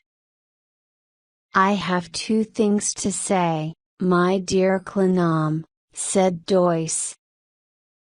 First, not a word more from you about the past. You made a mistake, and you will learn from the failure. Every failure teaches a man something, and you are too sensible a man not to learn from this one. Secondly, I'm sorry that you felt your mistake so painfully. I've been traveling day and night to get home. Mr. Meagles and I put the business right again, and it needs you more than ever. My dear Clenham, your old office is waiting for you. There is nothing to keep you here half an hour longer. There was silence, which was not broken until Arthur had stood for some time at the window, and little Dort had gone to him. I can see that I made a mistake when I said that there is nothing to keep you here half an hour longer, said Joyce then. Am I right in thinking that we need to organize a wedding? You are, said Arthur. And so the day ended, and then the night, and the morning came, and little Dort, in a simple dress, came into the prison with the sunshine. The poor prison room was a happy place that morning. Where in the world was there a room so full of quiet happiness?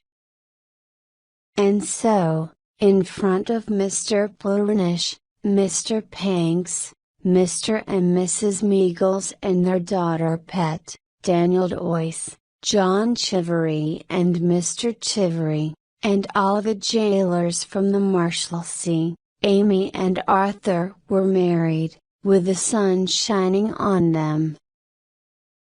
Afterwards, they paused for a moment, looking along the street in the autumn morning sunshine. Then they went down the steps into a quiet life of usefulness and happiness, to give a mother's care, in time, to Fanny's children, and to their own, too, while that lady went into society every day. They went down to be a nurse and friend to Tip, who was never ashamed of the great demands he made on his sister. They went quietly down to move along the noisy streets, happy and inseparable, through sunshine and shade,